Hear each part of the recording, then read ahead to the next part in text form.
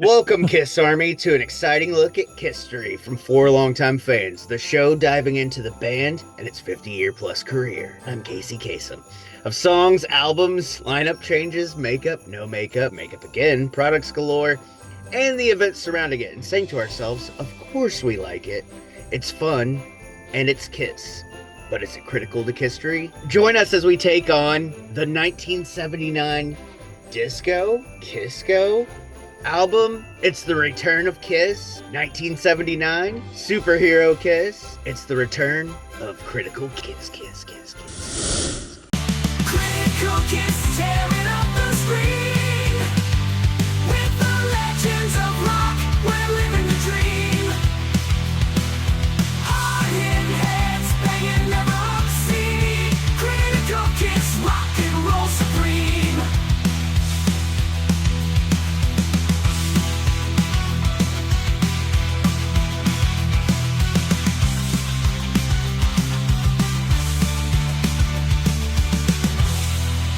Some of the best views of the faces on that album. Yeah, Other than the absolutely. solo albums, I mean, that's an actual picture. And you get like the big poster like Rick has behind him, that poster on my wall. Man, forget about it. very iconic. All right, real All right. quick update on the channel. Subscribers 316.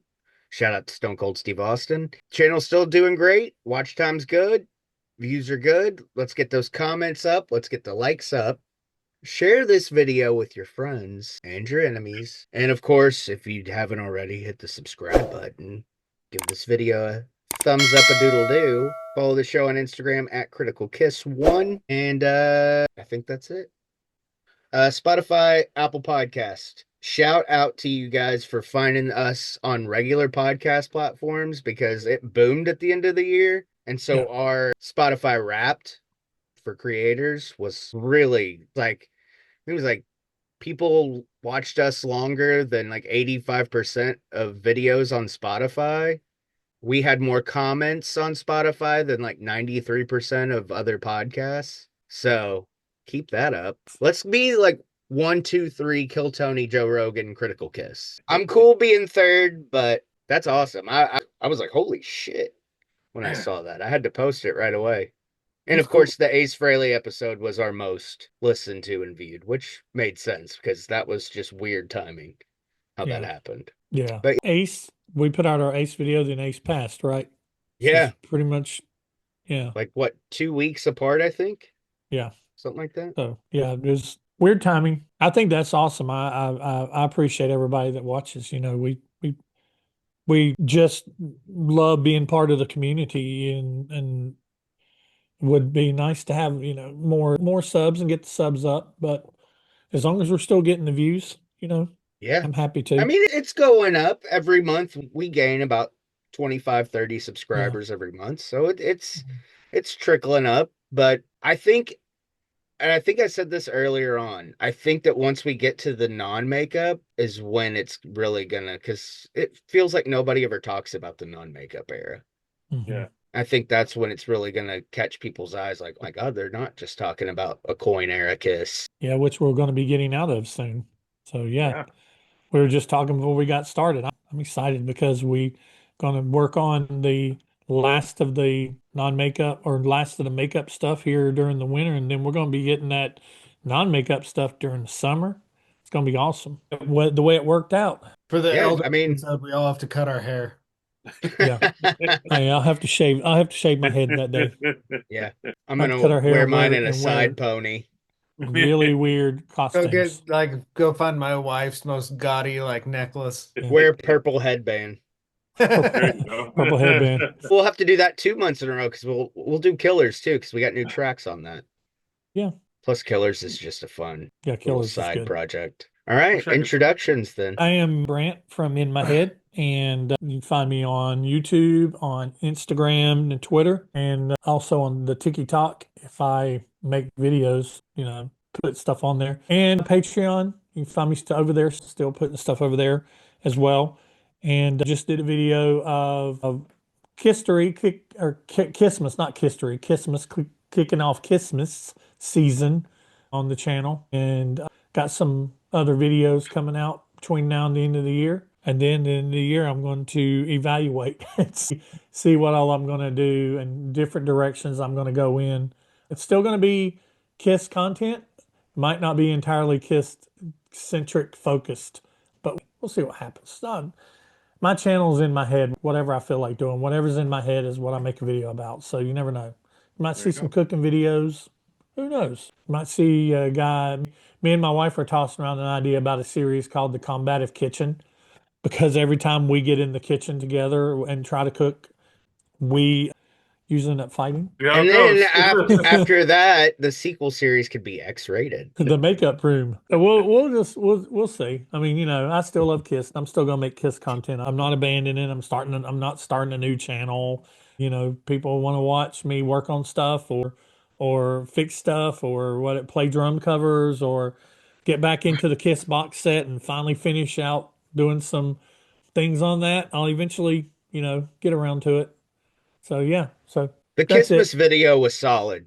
If you're Yeah. watching this and you haven't watched that already, go to In My Head Yeah. and watch that. I enjoyed it. Definitely need some drum videos. Yeah, they're sitting right there. Right now, they've got a shirt laying on them. So, I got to get that shirt off of it because that Are they shirt out of the attract. box? Eh, let's Have you see. played them? A little peek behind the curtain. Hold on. Yep. Uh-oh. Oh, Hold on. Hold hello, on. ring light.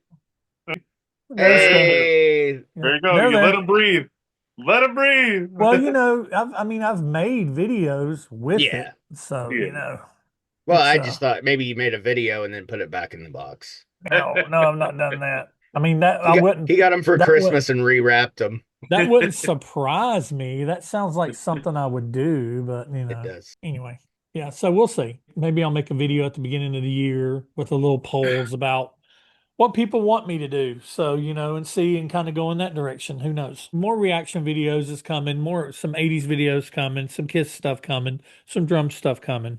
So, I got to keep it coming. I'm AJ underscore Zetro75 Instagram, AJ's Happy Fun Time channel on YouTube. Still trying to get that motivation to put some more videos on my channel, but I'm trying to get motivation to even post stuff, to be honest with you. It's just stories for me and horror, Kiss, metal, comics, wrestling, whatever.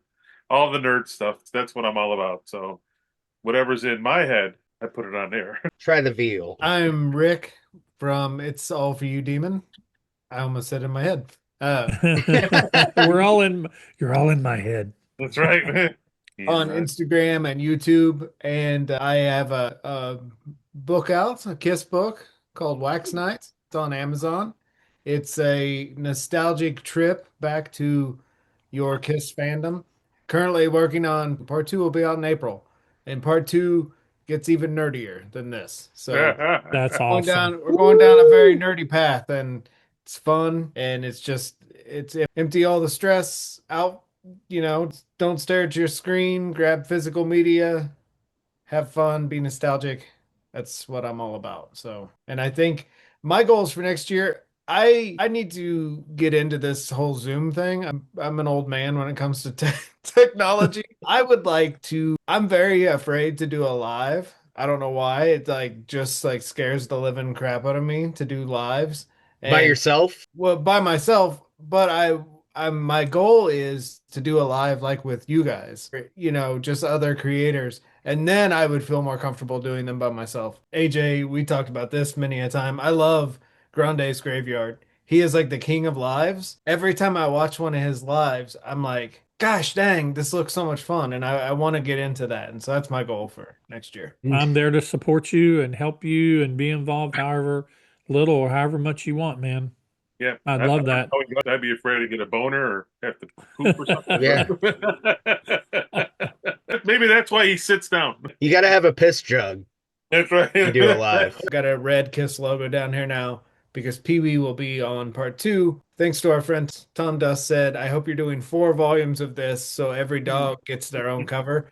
And so I was like, fuck it, I'm going to try it. And so we're doing volume 2 with Pee Wee with a purple logo because Pee Wee will be Paul to Large Marge's Gene. And I think I can do it. I think I can do 4 volumes of this. Yeah. I think I have enough Kiss stupidity in my brain to do 4 volumes. We'll I'm see. there for it, dude. I can't wait. Yep. Hell yeah. I've kind of went through this completely lately. Dude, it's so good. And Thank you. it's something that you can go through and then turn around and just go through again. And as you're working on, not giving away too much of it, but as you're working on collecting, it kind of helps and kind of, kind of helps with that. That's like the whole reason I love sitting down with you guys is like this is like the stuff we did when we were 15. And Hmm. that's what this is all about, pretty much. And that's what this is all about too. So that's the fun of being a fan. It's not, Yep.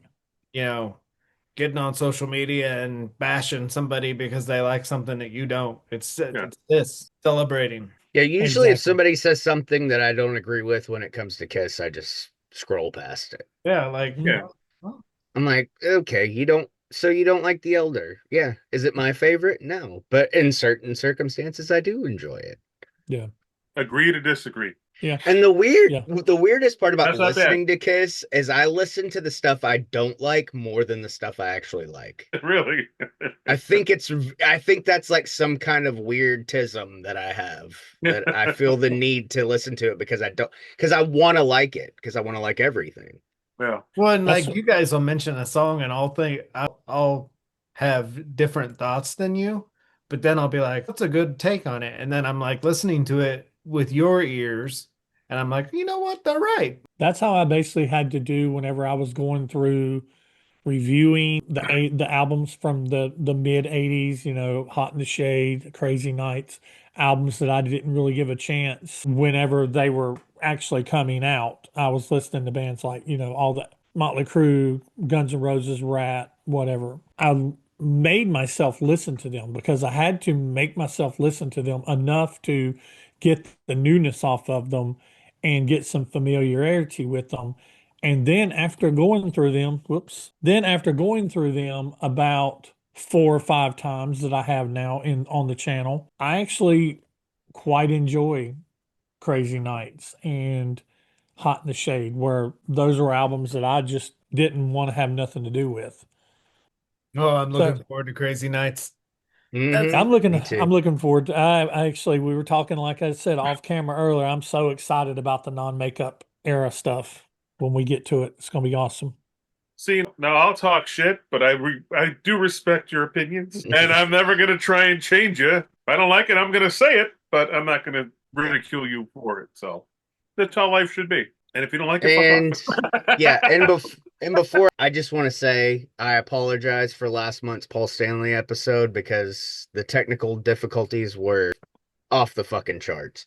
I Mhm. apologize personally for that. I don't know what was going on, but I'm also going to say this. Thank God we are back on Zoom, because this has been so far, nobody's out of sync. Everybody's good, smooth video, Yeah. everything. So I hope this episode makes up for the Paul Stanley episode. But I'm Tommy at In My Head channel, and just Critical Kiss 1. I'll respond there. I do want to shout out, because the news segment got completely lost last month. I do want to shout out Matt, because something I'm going to show in this episode he sent me. So I appreciate him. And I know he watches every episode. And I know he actually shared a story with Rick that he shared with me as well about Phantom. And Rick had a, freaking cool as hell. yeah, it was a badass story. But so yeah, shout out to Matt. Thank you again, because that is the kind of cool shit that more Kiss fans need to share with each other. Like, hey, I know I could sell this on eBay for $40 or whatever, but instead I'm just gonna send it to you because you don't have it, and I know it's gonna go to a good home. But anyways, so yeah, Critical Kiss 1 on Instagram. Again, subscribe to the channel if you haven't already. Like this video, share it. Even if you dislike it, just like the video. It looks good for us. And comment. I want to see our comments get back to where they once were. Like, Mhm. we have some videos that there's like 85 comments, and then we have some that's like 25. And it's like, come on, we can do better. This is a community. Share your opinions on these albums, because we all have them. Share your opinions on every song. I read every single comment, and I comment back. I reply to almost every comment. And Brant has been really good about replying to people on the channel as well. So, yes, do all that. Keep watching the show. This is month 13, because this is our baby. So we have to say months instead of years. This Critical Kiss is 13 months old. and we're just Wow. now getting through the 70s. So we're gonna be here a while. Like Brent said in his last video, it's at least what, 2 more years we're gonna be doing this? Yeah, I think it's all of next year and a good chunk of the year after. Yeah. And we'll be getting into the avatars then. So we'll have a lot to talk about then. Who knows? Maybe Critical Kiss will do something together for the avatars. Maybe we'll have avatars by then. We need an avatar shirt now. And stick around because the t-shirt giveaway will be in this episode. Critical moments. All of them. This album is very critical to the catalog. It is a very controversial album, and I have my own statements and my own opinions about it. And I know you were kind of nudging in fun earlier during the introduction when you said it. To me, this is not a disco album.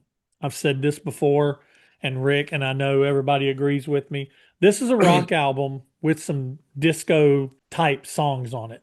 There's Yeah. definitely some, when we talk about songs, we'll get into which ones. But to me, this is more of a rock album than anything.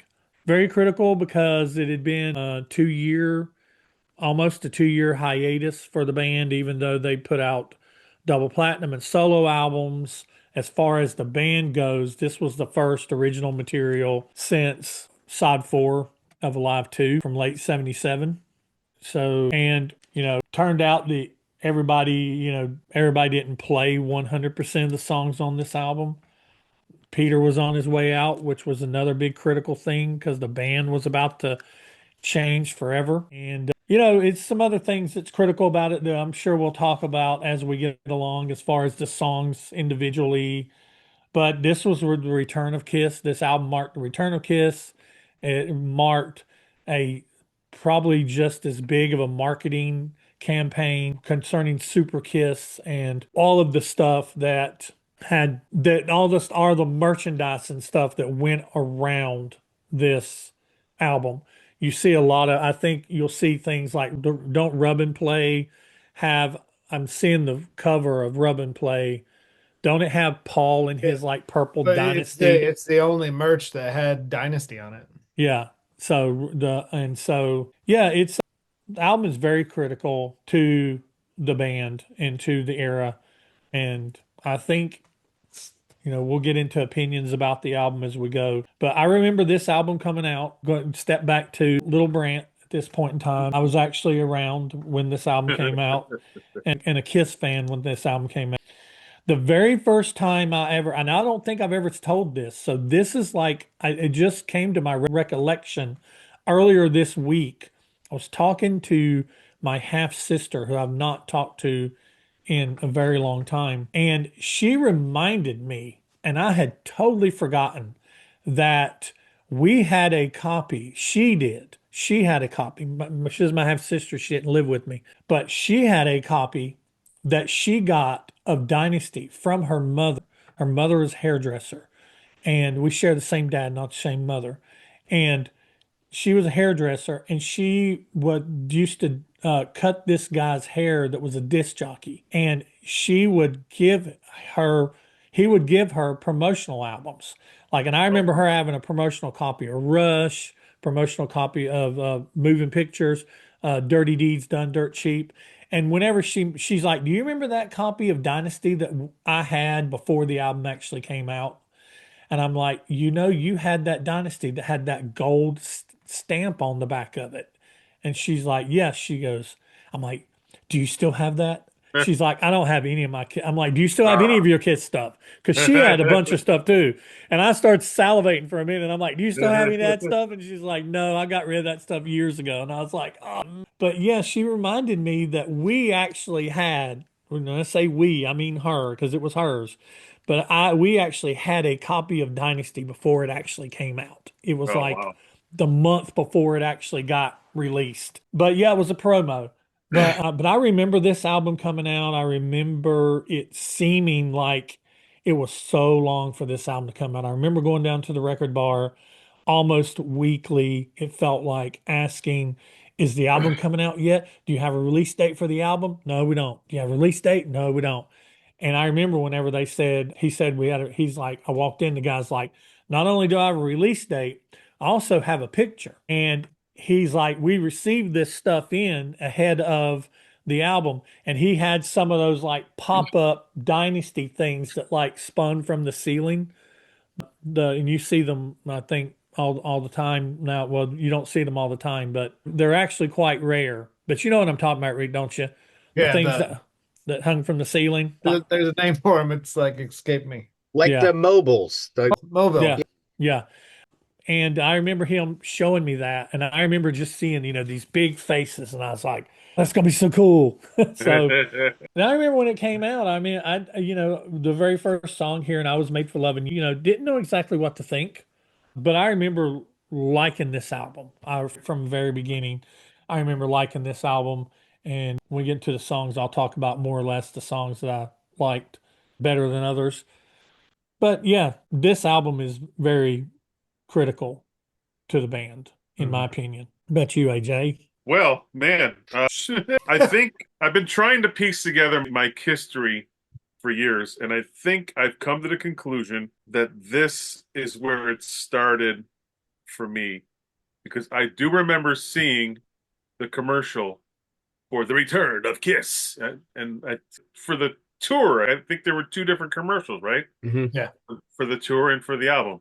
I remember seeing that as a kid, but that tour came through here, if I remember correctly. I looked it up. I think it was August of '79, which would have been 1 month before my 4th birthday. Now, I don't have kids. You guys with kids, would your kids remember something from they were 3? I remember. You guys remember shit from like then, like Yeah. that young? Yeah. So I think that was it. And then came the Alive 2 album, and then the Peter and Paul album, and the Love Gun poster that would fall in my head, when I was like 5. So I think started it. This had to be it. This had to be the start, because I do remember, and for years I remember, I'm like, was it a dream? Did it? And then finally, one of them damn videos, they put that on. They're like, there it is. My God, it did exist. It wasn't me. It's just me being crazy. And asking my mom, can we go go see Kiss? Ask your dad. Dad, can we go see Kiss? Ask your mom. Mom. And then they got to the point where they just both stopped talking to me. I'm like, I guess we're not going.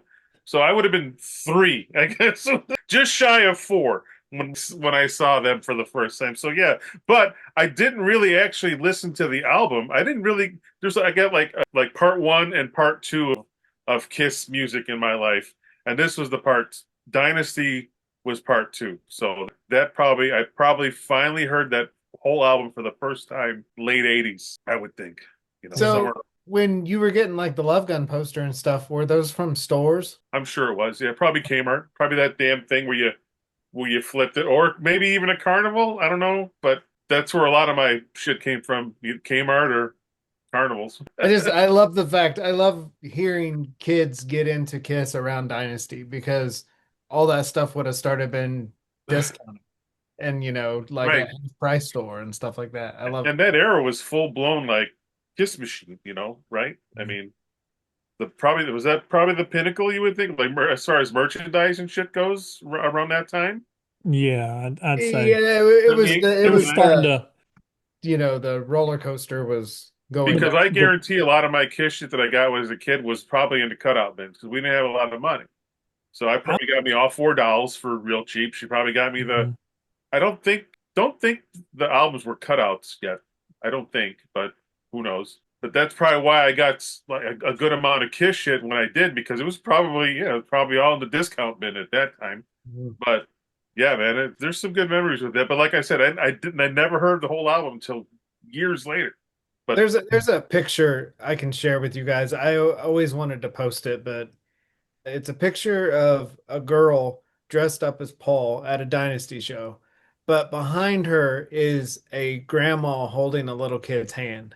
And it's so magical, because that is the crowd. I love Dynasty so much because it changed at that point. yeah, Your older brother wasn't interested anymore. Little Right. sister was. And I freaking love that. Yeah. and that 3-2-1 Contact episode that was around the same time too. I gotta see these guys.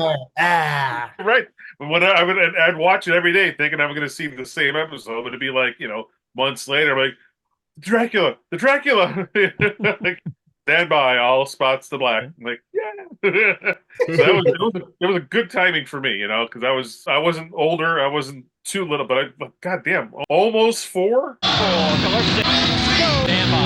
All spots to black. Stand by. All spots to black.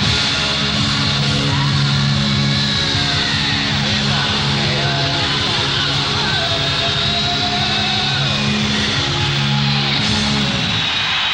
Go. Yo, how old are you, AJ? Because I'm 56. So how old are you? Are you like I turned 50 this year. so? Okay, so yeah, so I saw To the Kiss. club. I saw the Dynasty tour. It was my first time seeing them. I didn't mention that. This was the first time I saw Kiss, first of many times. Yeah. And I was looking, I pulled up Setlist FM just to see because I've always said I was early on in the tour. So they started the tour in Lakeland, Florida on June 15th, and then they played Pembroke Pines on the 17th. Then they played Savannah, Georgia on the 19th. And then on the 22nd, they played Columbia. And then on June 24th, 1979, they played the Charlotte Coliseum. And that's where I saw them. So it was what, one, two, three, four, 5 dates into the tour. So we saw them very, That Savannah, Georgia show is the show that the Return of Kiss tour books were sold at. yeah. Hmm. See, nice. So We're so we were, close to getting one of those. yeah. Is that when they were playing solo album shit too? That tour? They The had, beginning? yeah, they had not dropped the solo album stuff. Yeah. Not yet. No, they had not dropped that stuff. But yeah, I remember I was 10 and I think the picture's long been lost unless my sister has it. But there was a picture. I went with my aunt and my sister's mom, and we at one point in time my aunt went down. She got stepped out from the seats and went down and turned around and took a picture of us, and we were kind of on the side, kind of like on the first little level up, looking at Kiss from the side, and we're both like this, hands up with the things going, just both of us with our Dynasty shirt on, the distressed Dynasty with the tour dates on the back. That's just, and yeah, I remember there being so many kids there, just so many kids. The Dynasty audience was the audience that brought in all the kids. And yeah, you was mentioned about the merchandising. I think that they kind of peaked a little bit with the solo albums and had kind of just started the going down because Rick mentioned in one of his videos recently about Unmasked that by the time they got to Unmasked, the marketing machine was starting to shut down because I think you were looking at a merch form or something, Rick, inside of Oh Unmasked. yeah. And then, because by the time you get, because it was like a hodgepodge of stuff in that merch form, and then you get to the Polygram, Polygram like fully took over, and you get to the Elder, and there's nothing. You got a plastic dust sleeve. It's so crazy to me too, because like if you think about it, like Shout at the Devil and Theater of Pain had merch forms in them. So they Mhm. could have continued doing that. Well, and Maiden had merch forms too, Man, but how Kiss cool. didn't sell anymore.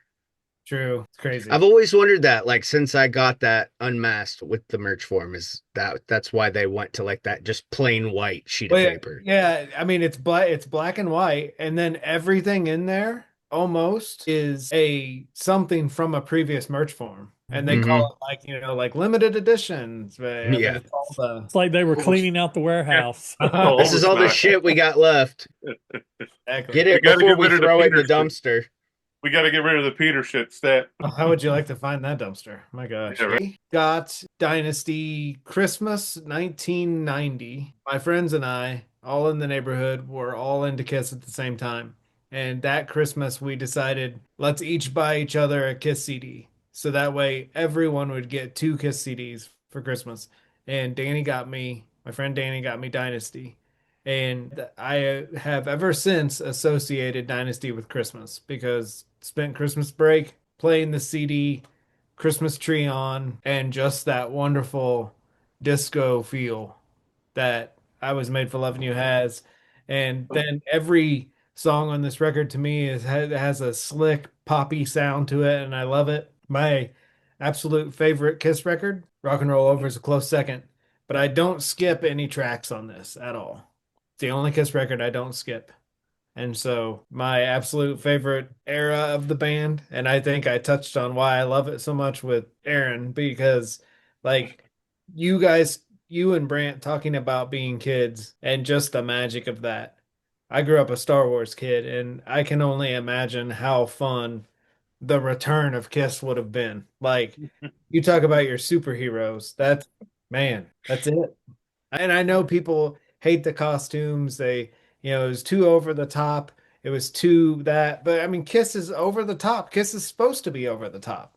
Mhm. Yeah. And in the Dynasty stage, yeah, the 78 stage was much cooler, but I mean, even like the spiral staircase ramp thing is just beautiful. The lion on Peter's drum kit at the end, the sound effects during Peter's drum solo, just so much fun. Kiss, in a way, was always put, they were ahead of their time. Could you imagine if a band like Kiss had never existed, but they hit today with Oh, all the technology that they have? I mean, it would have been a different, it would have been a different hit in a way. But I mean, there's so much stuff that they tried to do with Dynasty. They tried to have a curtain that was like a LED curtain, like a, something that they could have easily achieved today. I mean, they have LED, LED screens that you can roll up now. They roll them up Hmm. like a curtain, like an old style curtain. They're Yeah. fully flexible, and so they always were trying to push technology for, and they were trying to find a way, any way they needed to do it. I mean, they had a drum riser that would raise up. And in the early days, they did it using a freaking forklift. They had a Yeah. forklift backstage, raising Peter up on the thing of the forklift. So, I mean, they were going to try and find a way to do stuff. They were going to find a way to be innovative, to do something that had never been done before. And bands like, honestly, you mentioned them earlier, bands like almost any 80s band that had theater included in their show, Motley Crue and any of those types of bands of the like, they had bands like, because Kiss, the lighting rigs that Kiss had designed for them just for their shows got ripped off by so many. And it was that advancement of the technology that a lot of bands after them, they benefited from. It wasn't just their influence in music and stage presence and stage shows. It was, it was a lot of different influence from them in a lot of different ways. Well, shit. I mean, you can even go as far as say, like, the reunion tour. That was really the first major tour and band that had the big screens behind Hmm. them so you could see them. And I mean, look at all the bands that do that now and Hmm. Yeah. artists in Yep. general. Oh, and Um, something else. Gene levitated for the first time on this yeah, tour. I was gonna I say, I remember think I this remember is their watching that first whenever tour. he freaking took whenever he did that, and he lifted his feet up because his boots was so heavy. If he didn't lift his feet up, he left them on the stage. So he'd have to lift his feet up behind him, curl them. And when he raised up like that and started going straight up, blew our minds. I remember and seeing him up there singing God of Thunder, who on a stage before, maybe in a play or something, but not in a rock show, who Peter Pan. flew up through the air. Yeah, right. So yeah, once again, Gene pulled an influence, pulled inspiration from something, but then now you got bands that raise themselves out over on cranes and stuff like that, and they do get themselves lifted up in certain parts of the show, but all I'm the gonna way be back right in. back. You triggered something in my mind. I'll be right back. But it's they and a lot of that, there's so much that happened with this album. There's so much that happened with this album, with this tour, not only with this album, but with this tour that they did. They talked about how huge that stage was and that the stage was so big, it wasn't one of those stages that they could build and then have the show and then tear down and rebuild. They had to have two of them. So that's why the cost was so mushroomed, because they had to have two of the stages because it took long. They had to have two stages because it took longer to take one down and put one together and get it to the next. So they would have, like, when they finished in Charlotte, it wasn't the stage from Charlotte wasn't going to go to the next tour stop. It was going to go on to the one after that Okay. This because is how they crazy the Dynasty tour was. This is a General Electric ad. What other band is going to be on a General Electric ad for light bulbs? That's awesome. Oh, I remember you McManus and talking about. G Lamps put KISSco on the road. Mhm. That's so cool. Nice frame. That's Yeah, no awesome. shit. Yeah, I'd frame they that too. That's badass.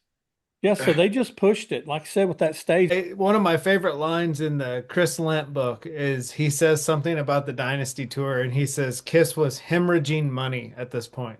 Hmm. Yeah, it's not Yeah. Hand over Yeah. fist. Yep. bad. Yeah, because they were pulling out all the stops and they were actually spending money faster than they were really making it. Mhm. Yeah, I mean, we kind of nailed everything here, but I do want to touch on the costumes Hmm. because just Peter's alone, we can see it behind Rick right now. Yeah. That Mhm. fur, I like, love I mean, that. obviously he doesn't wear it on stage, but oh my, The two lion heads. it's, I mean, it's crazy over the top. Ace's cape, and he plays the cool light up guitar on New York Groove, and how the I read it might have been Rick that posted it. I don't remember where I read it, but it was just yesterday or maybe even today.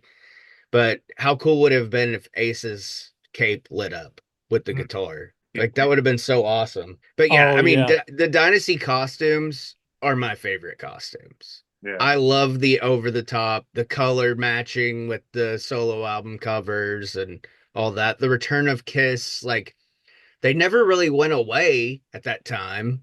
Like they were still around, like people were still talking about Kiss, but it's like the new album and the excitement for that, like that promo that AJ was talking about. And I posted it today on Instagram or at the time of recording because I think this is going to come out Christmas Eve. But like, I don't know, ever since I was a kid and I saw that, it was like, holy shit, this is so fucking cool. And like they, Gene raises up and and then Ace points and my God, it just makes my nipples hard just thinking. But it's so cool. And then like you get the city ads for the tour, like the Madison Square Garden, Kiss returns to the concert stage. Like that's just so cool. Like no other band at that time had that kind of promotion like Mhm. Kiss did. I mean, literally we talk about it every episode, but it rivals the Beatles as far as like the over the top like hysteria that would come the next year. I mean, it's just wild. I like every time I think about Kiss, which is way too often, but it's like I wish so bad that I would have been there in that time God, me too. That's why, because I mean, like, Brant and Aaron, you guys, dang. yeah, you don't even realize how lucky you are. I fully realize how lucky I am. And that's why I choose to continue to talk about it because I don't want people to think I'm bragging like I was there, I'm an OG. No, It not at was all. just I especially talk about it with you guys and I talk about it a lot with Rick because I want Rick to use my friendship to see the late 70s to early 80s Kiss world as it was through Little Brant's eyes Yeah. from 7 to like 12, 13 years Uh, old. now, now, Tommy, on the outfits, a little bit I learned this year that I love Ace's sequins on the back of his black tights Hmm. are magnets to hold his cape down. So Oh when no he shit. can fly up. Yeah, that's badass. So that was cool. Do you notice it But on Ace? Do you notice on Ace when some pictures you see that middle piece, the octagon piece, actually is a piece, but when you see him like in some things like on the Tom Snyder show, it's just like a mirror that like blinds the hell out of you when it hits the stage lights or whatever. mm, It's like, but it is actually, sometimes like a piece, like a little, almost like something like Iron Man would have, like a little module. yeah, but another thing I wanted to bring up is this tour. Anytime I talk to somebody about Kiss, just that I, know either from a job or, just that knows I'm a Kiss fan, they almost like 9 times out of 10, if they've seen them in concert, this was their first concert because they're all around that age of, being that kid band that they became in '79. It's like, well, of course this was your first tour. Right. So I don't know. That to me makes this that much more critical. Well, And I tried, but my parents both stopped talking to me. but like even like Brant was talking about Gene flying. I think Gene's boots, like his demon boots are way cooler, but Gene's dynasty boots, With the seeing claws. those like a kid seeing those in a picture, being like, crap, look at that. He's Yeah. got brand new boots. Like he's got new feet. And this is also the debut of the Axe Bass. Yes, that we will talk about Rick James here. Those boots gave me nightmares. I remember I had a high fever and I would hallucinate, and I had a hallucination of me falling, and in the background were these giant jean boots from that era, and it scared the shit out of me.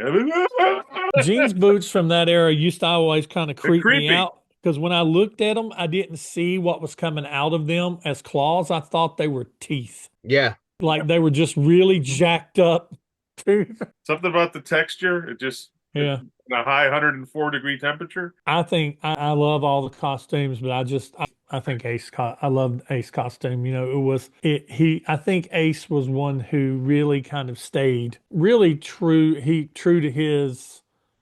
Dynasty was his first Love Gun, yeah, but Dynasty was his first real spaceman outfit. That's Yeah. cool. And he Yeah. used Close Encounters in his guitar solo. Mm-hmm. Yeah. And just those pictures of him like doing the shit on the boards and the like, it looks like he's in a spaceship and shit. My God, those are the best pictures. Mm-hmm. Yeah. I often wonder if they would have kept Bill Aucoin, because Bill Aucoin managed Billy Idol, and Billy Mhm. Idol was all over MTV. If they would have stayed with Bill Aucoin, I think he would have made them an MTV standout. All right, track by track. Sure. Let's see. So, track number one, the song that everybody knows, and the most, I was made for loving you. I mean, over 1 billion streams already. It's probably the most known Kiss song. I think the song that kind of rivals up there with it is probably Rock and Roll All Night. And then at sports arenas and stuff, you have New York Groove gets played, and you see New York Groove in shows and movies. But I was made I for Love loving It you. Loud gets played a lot. I Love It Loud gets played a lot. I love it. I like I was made for loving you now. This is one of the songs that when I was a kid, I wasn't the biggest fan of because it was just, we'd never heard a Kiss song like this. I mean, look at all the songs, even on Gene's album, look at all the songs that was before this song, and there was not anything like this song. So I remember when this first came out that I was like, it's okay. But now I love it. I mean, even though there could be possibly a lot of fatigue with this song, I still do when it comes on and it's like I'm going down the road and my stereo turns up, playing on the steering wheel. I mean, I love this song. I mean, and then Paul comes in. I want to I'll make a get it all pizza to with you. you. So, Stanley Tucci. but it's got a, I mean, it's got a, Desmond Child wrote a hell of a hook for it. Put some mushrooms on it too. I think I'm gonna make a Critical Kiss shirt that just says Stanley Tucci in the Kiss font. No, you need one that we talk about having Kiss themed shirts that doesn't necessarily, you have to be kind of like Click Tea Shop, you have to be in the know. Have a picture of a pizza, and then above it says, tonight, I want to make a pizza with you. And The pepperonis are stars. There you go. Real fans will get it. purple pepperoni stars. You know. To me, critical to the album, critical to, yes, critical to the catalog, yes. Critical to history, yes.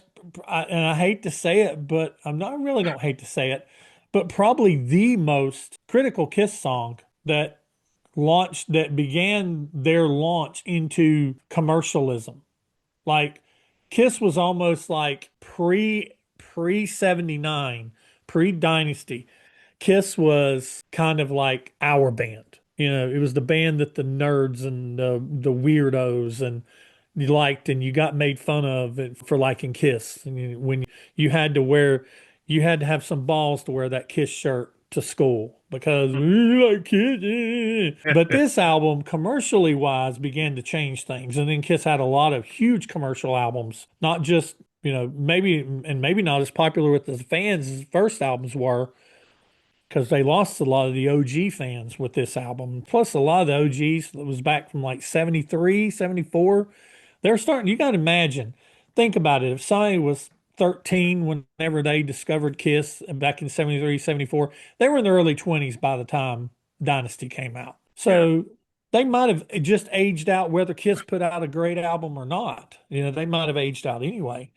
So, but probably the most critical song to Kiss is probably I Was Made for Loving You. Yeah, I agree.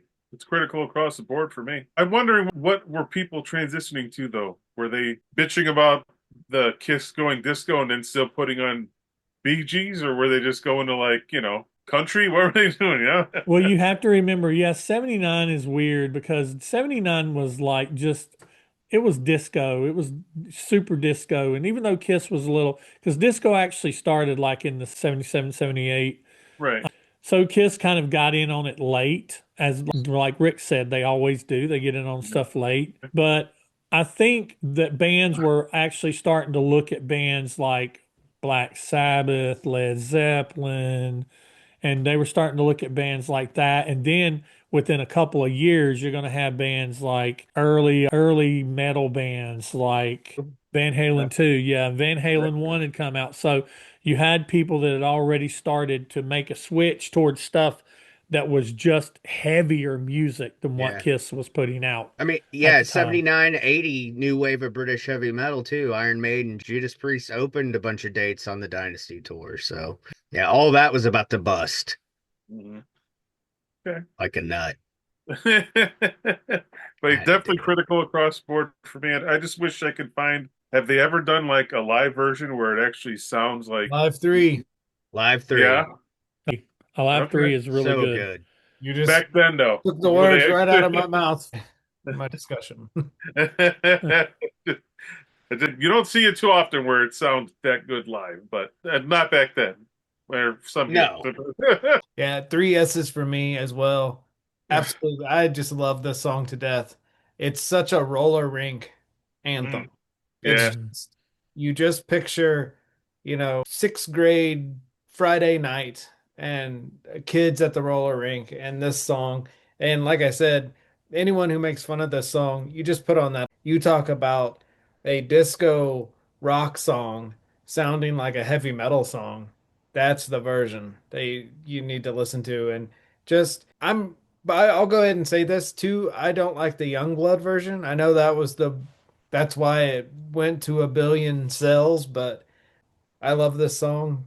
3 across the board, perfect opener. And I just seeing it on the end of the road, even though it wasn't live vocally, I know that, but it just, man, it just brought a big lump in my throat because it's such a cool song and it's such a cool moment live. I just love it.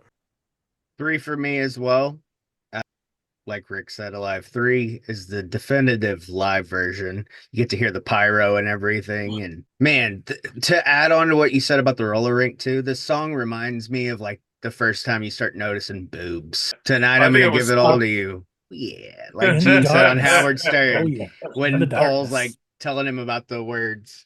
He's like, "Yeah, I know what she's noticed gonna you give you." What do I sing? Do, do, do, do, do. It's I can tell you right now, the do do do do do do do line, that's entirely Desmond Child. yeah, That just sounds like something Desmond Child would come up with it's because it's actually the melody of the chorus. yeah. It's so So, poppy, it's so catchy, it's perfect. And I mean, this for the longest time was my youngest favorite song by Kiss, and and then he finally started to branch out, and I think he's with me now that Love Gun is the greatest Kiss song of all time. But it doesn't matter. Like you put this on for anybody, and they know it. And I mean, yeah. I know I like you said, Brant, like Rock and Roll Night probably 1A, 1B, Mhm. but like chicks dig this song. Yeah, Like my this is mother-in-law likes this song. dig Like, this song. Old people dig this song. yeah. Kids dig this song. I mean, Yeah. it's catchy as it can be. And I mean, they This is one of definitely, those songs that yeah, it's like 8 to 80. yeah, if they're going to go and like I said, if they're going to being the most commercially accessible song, even though it's just the melody of the chorus, it was the right way to go with having a person sing that melody, that do do, instead of doing that because I mean, Ace has a little solo at the very beginning there, that And he could have went into it could have been a guitar little thing, kind of like Yeah. a la Detroit Rock City. It could have Yeah. been that. Ace could have played that melody. It wouldn't have had the same, it would have made it more of a rock song. And people wouldn't have been to this day when that song comes on, you have an entire stadium of people go, you wouldn't have had the At same metal thing. festivals. Yeah, you Right. wouldn't have had it. You Yeah. wouldn't have the same thing if it would have been a guitar playing the same melody in its place. And like So Desmond Child said on his little book tour he did with, a different podcast and stuff, which I did reach out and try, but I didn't try hard enough.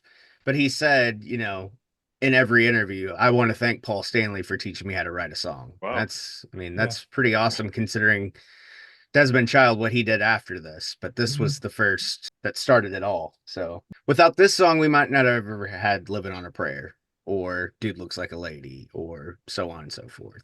yeah. All right. Track number 2, probably I'm just going to go ahead and blow it and probably say my favorite track on the album. Even though it's a cover, Ace took it and made it his own. The Rolling Stones cover 2000 Man. I remember loving this song from the very first time I heard it. And I remember I'd been a kid drummer for a couple years now. I think I was probably already playing drums in my church by this time, being around 10 years old. I'd probably been playing drums in my church for a couple years because I took to drums really quickly once I started playing. And I remember just loving this song, even though the drums at the beginning is just so simple because it's like almost a minute and a half just going, but there's just something so fun about hitting the bass drum and flopping down on a floor tom But then once it kicks in, my wife still respects me. I mean, it's a fun song to play. It's simple, but Of course, it's simple. yeah. And I never really understood the words. I think we've said this before, missed words. I didn't know for years now. I'm talking about years that he didn't. I didn't realize he said I'm having an affair with a random computer. I thought he was saying, and I sung for years as a kid, I'm having an affair with her grand uncle Utah. I always thought it was Grand Randall uncle Amps makes computers. Randall Amps. But I love 2000 Man. I think it's critical to the album. I think it's critical to the catalog. Critical to history. It was on Unplugged. Then yes. I was on the fence about yes, and I was leaning towards yes. Tommy, you shoved me. So yeah, it was on Unplugged. Great version. Shows that it can be stripped down. Ace can be stripped down and still rock. Yeah. So yeah, great song. Like I said, one of my favorite Ace songs. Definitely my favorite song on this album. There's a lot of good songs on this album I like, but it's probably my favorite. So yeah, 3 for me. Definitely one of my top Ace songs too. I never really heard it before in the past, so it was a nice surprise when I finally did hear the album. And I remember being in a band and trying to talk the guys into doing this, and I didn't even know anything about Rolling Stones cover or anything like that at the time. It sounded like a fun, kind of easy song to play, but I got vetoed out because no one liked Kiss. So, but it's one of my favorite Aces. I would say yes to the album. I would say yes to the catalog, and then I was on the fence too about the history. Definitely Ace history for sure, but yeah, I think Tommy, you kind of pushed me too. It wasn't Unplugged, so I guess technically I got to give it a yes too. So I give it 3 yeses across the board. One of my top, probably at least 4 or 5 Ace songs. So I will say yes across the board for me as well. Aaron, I'm much like you. When I first heard it, something about just that simple guitar and the vocals. You're like, I can do this because I'm learning how to play guitar. I can do this too. And it's just such a fun, easy song. If you ever want to get pissed off, go to YouTube and watch any 2000 Man Stones video and just let the Stones fans leave all their comments about Kiss fans need to stay out of the comments and blah. Because I mean, I'm sorry, you're living in a fantasy world if you don't think this version is better than the Stones. Like, all respect to the Stones, I love Shots fired. this version. Ace destroyed the Rolling Stones. He absolutely murdered them. Like Brant said, he took a Stones song and made it his own, and it's better than any Stones song ever. And just, I mean, I'm going to say it. I'm just going to go there. And It's just such a cool freaking song. It's right up there with New York Groove. It's like one of the coolest Ace songs ever. If it's such a great Stone song, I don't really see it on a lot of their compilation albums, do you? Nope. Don't you have to kind of dig for it? Yeah, Yeah. it's on the Satanic Majesty's Request album. Yeah, Yeah. it's a super weird album. Yeah, but yeah, it's not one of their big No. ones. So No. what the shit? Hardcore Stones fans will say they love it, but Yeah. I've listened to it enough to be like, is it really worth loving? I mean, it's a cool version, but like Yeah. it makes you appreciate the Ace version so much because you're Yeah. like, he really did make this his own. Yeah. He added a lot of punch to it. Yep. And his vocal technique shines on this song. It really does.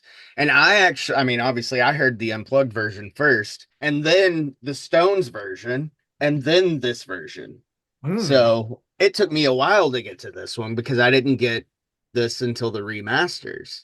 That's awesome. So, I mean, but this was one of the first remasters that I did get was Dynasty. And a lot of it was because I loved the simple cover, just the four faces, black background, just looks cool.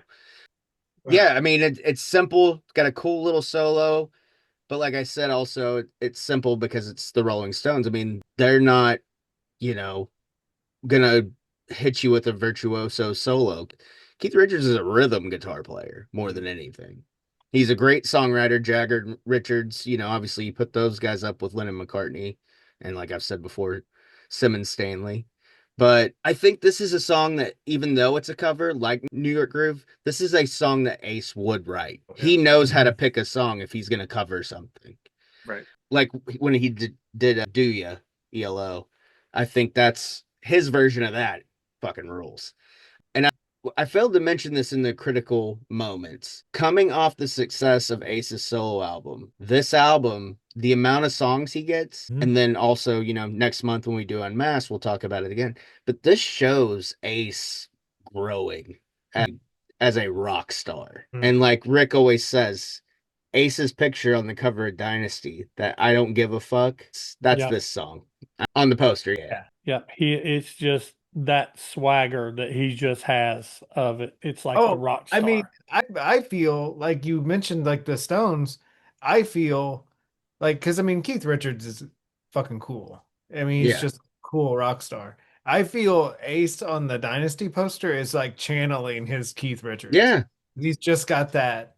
It's that. on the poster, because on the poster he's got his head up and he's just kind of looking down like, and he's towering over everybody. Yeah. Mouth open. With the mouth open and just looking down like, I got these bitches. Since we're talking about it, and since I already thanked Matt for it, I was missing the poster. So now I have a complete Dynasty. Oh, nice. Yeah, you had a viewer send that to you, didn't you? Yes, Matt. Shout out again to Matt. I'm going to try to do this without ripping it because it's an original and it's in perfect condition. So yeah, that's nice. Yeah, that poster was just so great. It's so awesome. Well, and it's the first time, right? We got to see the blue on his eyes. Yeah. There we go. Yep. Love it. Someday. I have always wanted that because I had it in, obviously in the remasters, it was in the inside of the CD booklet.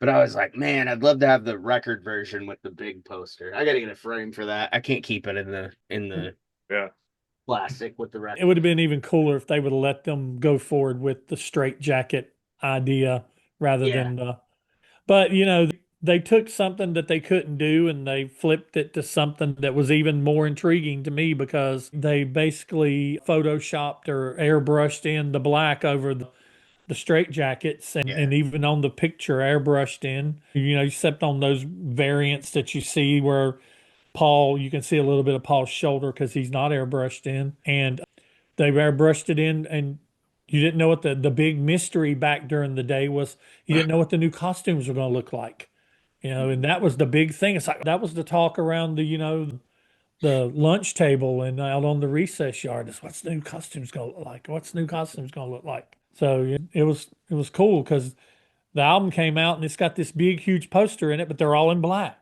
So it's like, man. And I'll also say this, he sent me a merch form too. So mine did come with a merch form. So now I have 2 Dynasty merch forms. There we go with there we go with the excess of the machine. That's a booklet. Yes. Yeah.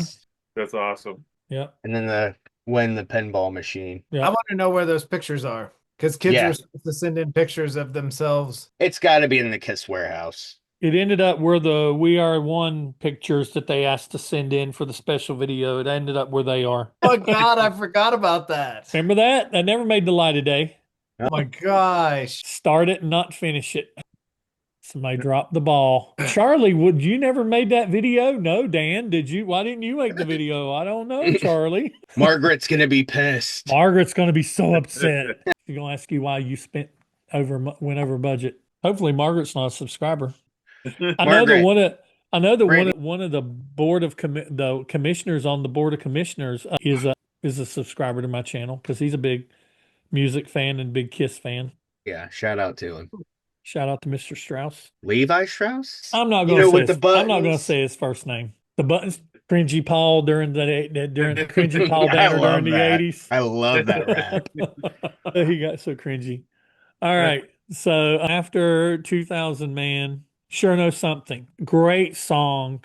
Critical to the album? Yes. Critical to the catalog? Yes. Critical to history? I mean, they played it on Unplugged. It meets the criteria. They play this on Unplugged?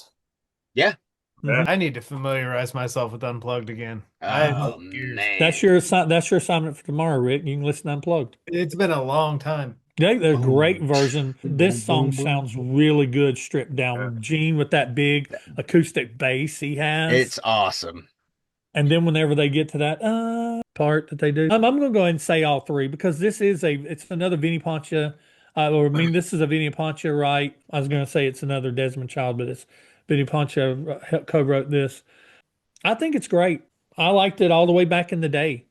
And I remember, well, we haven't got to the end of the first side yet. I remember thinking something, but I'll talk about it when we get to when it's more appropriate to talk about it. But I remember thinking something about the track listing on this album. But all the songs on the first side are actually, got some long songs on this album. Because I Was Made for Loving You's 4:29, 2000 Man is almost 5 minutes. Sure Know Something is 4. Dirty Living is 4:27. Dirty Living seems shorter than that. But I like Sure Know Something. Paul Stanley Construction, solid. And I imagine that, to me, it seems it's one that's known. It's like this is not an obscure Kiss song. It's one that's well known. So, like you said, it was on Unplugged. So I'd say it's a 3 across the board for me. 3 across the board for me, too. My absolute favorite song on the album. I love this song. It's so nice and like Whoa. chill. What? What? A heavy metal die hard like yourself. This is your favorite song off this record? Yeah. I think this song is I more love this disco song. than I Was Made for Loving You. Yes. It's got that such a nice chill intro. That bass line is delicious. It's good night driving music. So Yep. All night. Yeah. Nighttime song. Yeah. Yep. Miami Vice. Yeah, there you go. Learn something new about Aaron every time you do a video. I love this song. So This it's song, definitely when people write songs, they use different terminologies, and there's a terminology called letting a song have air to breathe. And this song has a lot of air to breathe. There's a lot of open chords, a lot of simple strumming, not a very overactive bass line, very simple drums. And even when it kicks in, it stays kind of simple. But when it drops back down, the dynamics are dropping back down to the verses. And even it doesn't really have crazy solo, But a pretty solo. but a pretty solo. So, it's one of those songs that just like AJ said, it's just kind of chill because it just has so much room to breathe. Paul plays a solo on this one. yeah, right. Yep. I think Yeah. Yep. so. It's a definite Yep. 3 across the board for me, fellas. Nice.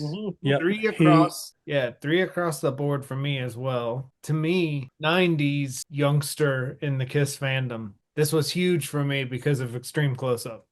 This is the first time you're like, Yeah. whoa, what? What?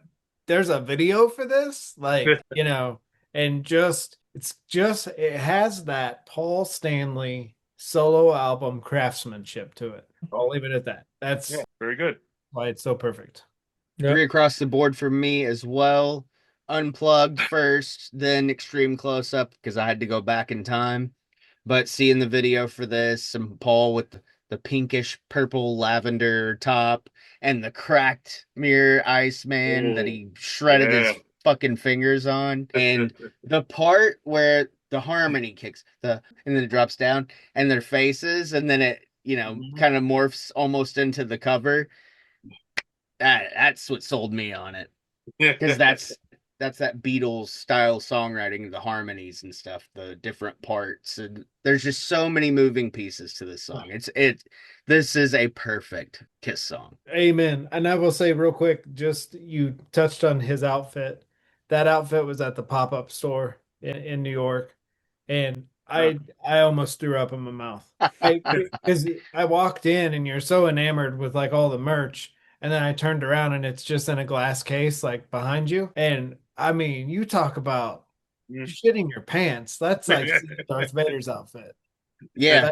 It's just like such a random thing. It's so cool.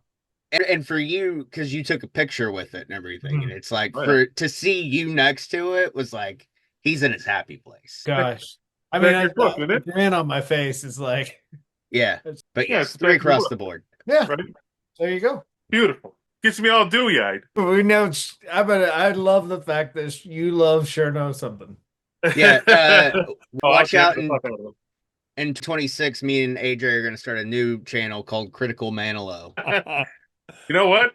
I don't mind him either. I love some Barry Manilow. Yeah. You put on You Can't Smile Without You. I will definitely get a little misty-eyed. That couple beers, there'll be actual tears. So as soon as you said Barry Manilow, because I can't smile without you, went through my head. I write the songs that make the whole world sing. There was a video a long time ago of a little boy singing that song in his car seat. Can't Smile Without You, and it was like the cutest, most sweetest thing you've ever seen. And that will make you with that little. He was probably like car seat age, like 3, 2, 3. Yeah. Singing it, look that up. You'll be like, man, a little cute little kid, it'll pull it. Yep. You came and you gave without taking. Yep. Man had some hits. He did, dude. Copacabana. Looks like we made it. Yeah, he had some hits. That's people are gonna hate this episode so much. I think my wife is selling on eBay, and I was so enamored with it, but I'm not gonna keep it. She had like a tour program, but it's like some VIP special like folder. It's almost like a promo kit of like Barry Manilow stuff from the 70s. It's amazing. Wow. It's all for you, Manilow. The spin-off channel. It's all for you, Manilow. In my Manilow. Yeah. Then you got to get a cat or something and name it Mandy or something. Yeah. Plot twist, volume. AJ's Happy Fun Time Manilow. Plot twist, volume 4 of Rick's book's gonna be Manilow. Manilow. There's gonna be one comment that says, "I stopped at an hour 15 minutes during the Manilow talk." As soon as you guys started saying Barry Manilow, I got the fuck out. Well, then you could just put that at the end as an Easter egg. Yeah, it's staying in. All right, that's right.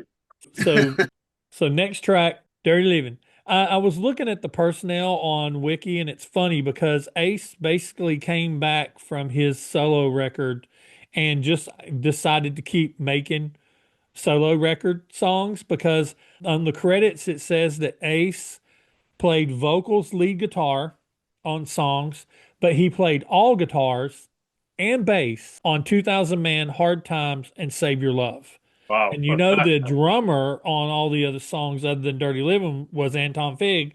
So he basically was doing what he did back in 77 or in 78, making his solo album. Don't touch my shit. Yeah, he'd be like, listen, I can hear the conversation now. Paul and Gene, I've already showed you guys I can make songs without you. Yeah, right. Fuck off, Curly. I can make songs without you guys. I can't do it. I can't do it. And he played drums on it, sang on it. And I guess everybody else played, Gene played bass and Paul played guitar, and it's got that funky bass in it. This definitely has a disco. This is the most disco song. Yeah, I agree. It is the most disco. I think it's critical to the album. I don't think it's critical to the catalog. I don't think it's critical to history, other than it's the last Peter song. that we get. And I don't know if that, if you want to sweep it in being critical for those reasons, but to me, it's a yes and a no. But I'm interested to hear what you guys say. I like this song too. I think for the album, yeah, because it's the only Peter song, and like you were saying, it's the last one. So, but unfortunately, like a lot of the other Peter songs, the majority of Peter songs, I don't think history or catalog will get a yes for me. There's both no's in there, but I'd give it a yes for the album. It's a fun track. I love that one that you have, Rick. I always you got to send me the name of that or a link because I always forget. I'm like, what the hell's the name of that guy's name? I mean, it's on YouTube, I think, right? It's got to be out there somewhere, right? Yeah. Okay. Yeah. Just look up Jim Burgess. Yeah, I already forgot his name. Go back and watch this video, AJ. Mark it. Where are we at? Hang on. Hang on. I'm going to send it to him. So I as well, it's going to be unanimous. I think critical to the album and the other two no. I do love this song. The best Peter Criss song since Hard Luck Woman. I'll just say it. Okay. Including solo album material. Yeah. It pains me that they had Peter sing Tossin' and Turnin' live. He should have been Yeah. singing this. Should have sung Dirty Living. Yeah. I love all the references in it, Oh, where he God. says, I got to get away, main line out of China. Mhm. I mean, he just so many little references that he puts in it. And if or when you listen to the Jim Burgess remix, my gosh, Jim Burgess should have done an entire Dynasty mix. He should have done the entire record. He did a mix for I Was Made for Lovin' You and Dirty Livin', and they're on the maxi singles. Just absolutely wonderful disco versions of these songs. He's also done Doobie Brothers, What a Fool Believes. That is amazing. And he Wow. does Rod Stewart. Do you think I'm sexy? And they're just beautiful disco versions. And his two mixes of I Was Made for Loving You and Dirty Living are absolutely beautiful. And he was paid to do them with a Kiss pinball machine. That's a nice little factoid. I saw an interview, or read an interview with one of his friends. He's since passed. His friend said, I was at his house when his Kiss pinball machine showed up as payment for those two mixes. That's badass. That's awesome. If he held on to it, it paid off. Yeah. Oh, John Five had it. Yeah, I mean, I'll say 3 yeses due to the Peter going out ski of the band factor.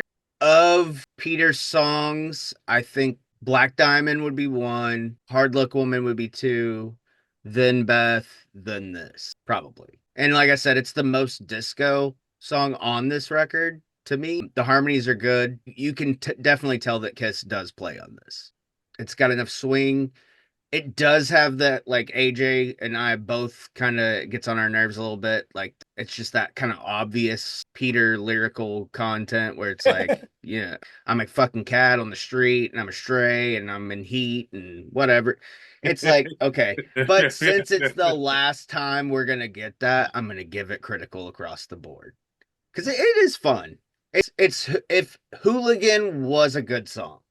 Yes. No. Hooligan's a horrible song. It's such a bad no. song.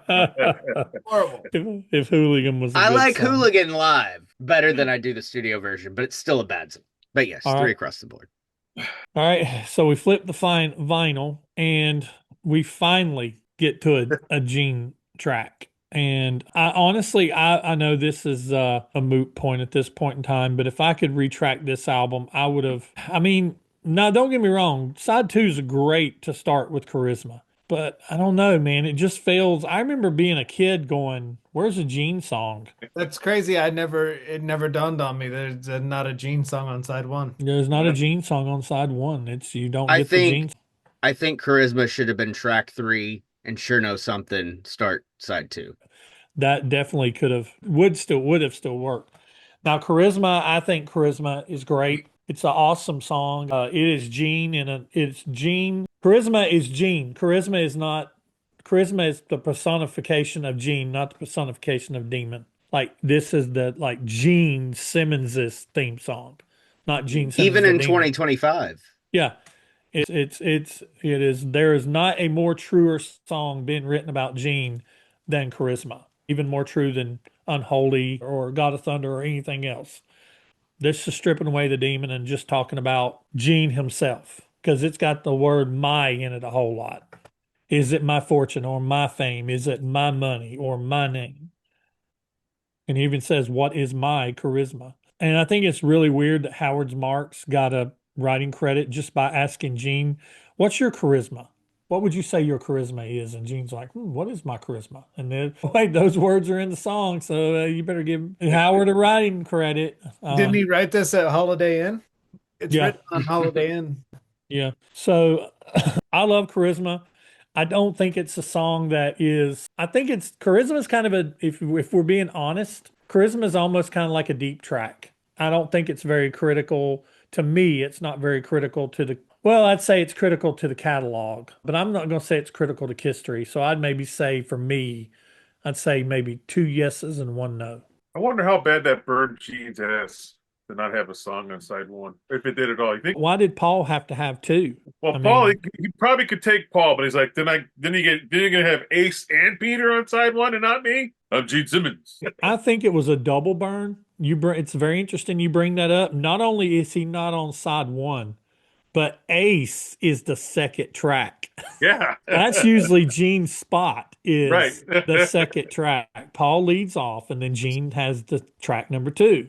Had to have burned his ass a little bit. But Gene only has 2 songs on He it. only has 2 songs on. Ooh, yeah, right. And they're both kind of deep tracks, right? So, I mean, really, they're not bad, but they're just. But I also think at the time he would have been all Diana Ross, and like I Yeah, wouldn't have cared. I think Gene. yeah. It was the beginning of Gene starting to be more about himself than he was about the band. Yeah. And for it to only have 9 tracks, I mean, it's a long album. It's just 20. It's 41 seconds shy of being 40 minutes long. And at this time, he would have fully been knowing himself that he is the face of Kiss. Every Oh, yeah. magazine, every, concert footage, it's him. Yeah. He had the 2 poses though, and that Yeah. was it. That's all he had to do. Yep. And I when never you'd knew he see- did the teeth thing because he had braces on the top for the longest time. Didn't know that. Yeah, The more you know. And The I think album that cover. It was Diana Ross that made him get braces. It does kind of sound familiar. Gosh, man, we're doing all kinds of learning. there's a Man. couple of pictures. There's a couple of pictures where you can see them. The top ones. Really? Yeah. Oh, shit. Let me see if I can find one real quick. Get the Lynn Goldsmith book. There's a lot in there. Mhm. A couple of Oh, yeah. Double check. But as far as the album goes, I say critical to the album because the first Gene song in the album. History. I don't know if you guys can see this. This is the Dynasty tour. Yeah. That's nuts. That was new to me. And I give it, I'd probably just have to give it 2 no's and the other 2, history and catalog. But I'm sure, yeah. I'm with you, Aaron. I say yes and 2 no's. I will say the reason this song's important to me is this is the only other song in the catalog, correct me if I'm wrong, that we get the demon voice in it, right? At the end. Like we got it in God of Thunder. What is my? And we get it in this. And Yeah. that's always been a trigger of happiness for me is hearing that voice at the end. I love those sound effects. Charisma. I'm gonna give it 3 Okay. yeses. album. Yes, badass song. Catalog. Yes, I think this is a overall fan favorite. Kisstory, Mexican TV, 1981 or 82. I think it was 82 because they were promoting Creatures Yeah. and they lip sync it. Okay. Yeah, What rock was I under to not I don't know. remember this? Let's see. I've One seen that second. one, yeah. Pause for the cause. Isn't there like a real shitty version and then they found out like a cleaned up version of it? Yeah. Dang. See, I'm getting old. I forget these things. Oh, it was 81. No, Those this. Weren't they in the elder outfits or no? Yeah. You got to send that to the chat for me. I'm gonna watch Yeah, it. here's Car. Yeah. Watch that tonight, and then I'm gonna listen to Unplugged. There you go. Come on. Good. I'm It's gonna have to already listen- 8:30. We know you'll be asleep soon. I'll listen to Unplugged with you tomorrow. Music. I need some Zen music in my office tomorrow while I comb through a project. Sending to the chat now. Thank you. All right. So 3 across the board for you, Tommy. Yes. All right. So Magic Touch. For those very minutia reasons. Magic Touch, number 6, or the track number 2 on the second side. Magic Touch to me it's a left to me it could have been a leftover from Paul Stanley's solo album. It has that total just the way it comes in. It rocks. I mean, Magic Touch is actually Paul rocking on this album, and I think it's great. So, but once again, I think it's one of those songs. I think it's critical to the album. I don't really know that it's critical to the catalog so much or that it's critical to history so much. I think it's a great song. I actually probably like it. It's probably it's hard to say because I mean, I love I Was Made for Loving You, Sure Know Something. So it's just, I'd say it's just probably right up there with the rest of them. But I'd say it's probably for me, it's probably a yes and a no. I agree with that. Great song. Guessing the album history, no. Catalog, no. Kind of a deep track, right? I would say. So good Paul song though. So I go yes, no, no as well. You've kept your hat on this long. We're halfway through side two and your hat's still on. I thought for sure it'd be burning up. Yes, no for me. And I totally agree, Brant. Very much. This was written at the same time as Wouldn't You Like to Know Me? And it just was in the hopper. And he's like, I'll just shine this up for this record. And it is such a great song. 3 S's across the board for me. It's my favorite song on the album. He played it on the Live to Win tour. Nice. A lot of fans love this song. This and A Million to One. And Wouldn't You Like to Know Me? 3 triplets. Love it. Love this song. I would have loved to hear them play this in the 80s with Eric Carr on drums because it would have been bombastic. I got to break out that Paul live one again. I got the DVD. I'm watching forever though. It's good. Side note, I owe all my love of A Million to One to Aaron. Is it me? Yeah. You kind of like brought that song to my attention because I said something about I hate it, I still love you. And you said A Million to One. That's the better song. And I was like, my God. The version of A Million to One on that DVD is fantastic. Yeah. His range, so good. He was at the top of his game right then. Yeah. If I remember correctly, it was taped here on our wedding anniversary. I'm like, that'd be a great gift, babe. Yeah. Turn around and yell. No, we went to a nice steak dinner instead.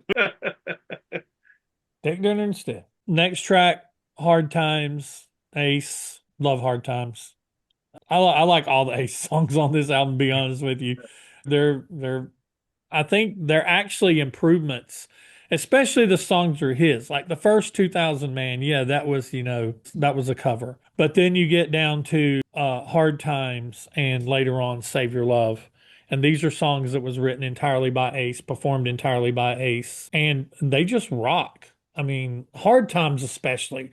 Save Your Love is good, but Save Your Love, we'll talk about it. But Hard Times, it just has that rock to it. Talking about, growing up in the streets and the hard times are dead and gone. Like it's almost like his way. I remember interpreting it as a kid where I remember hearing about because there was a big scare that Kiss was not going to make it past the solo albums, that they were going to break up. And we talked about, in the last video where Paul was talking about he was doing promo for the solo albums, and he said something to a young fan, you can tell he was a kid, that called in and asked if the band's breaking up, and he's like, no, we're not breaking up, we're going to get back in the album, we're going to get back in the studio, put an album out, the band's not breaking up.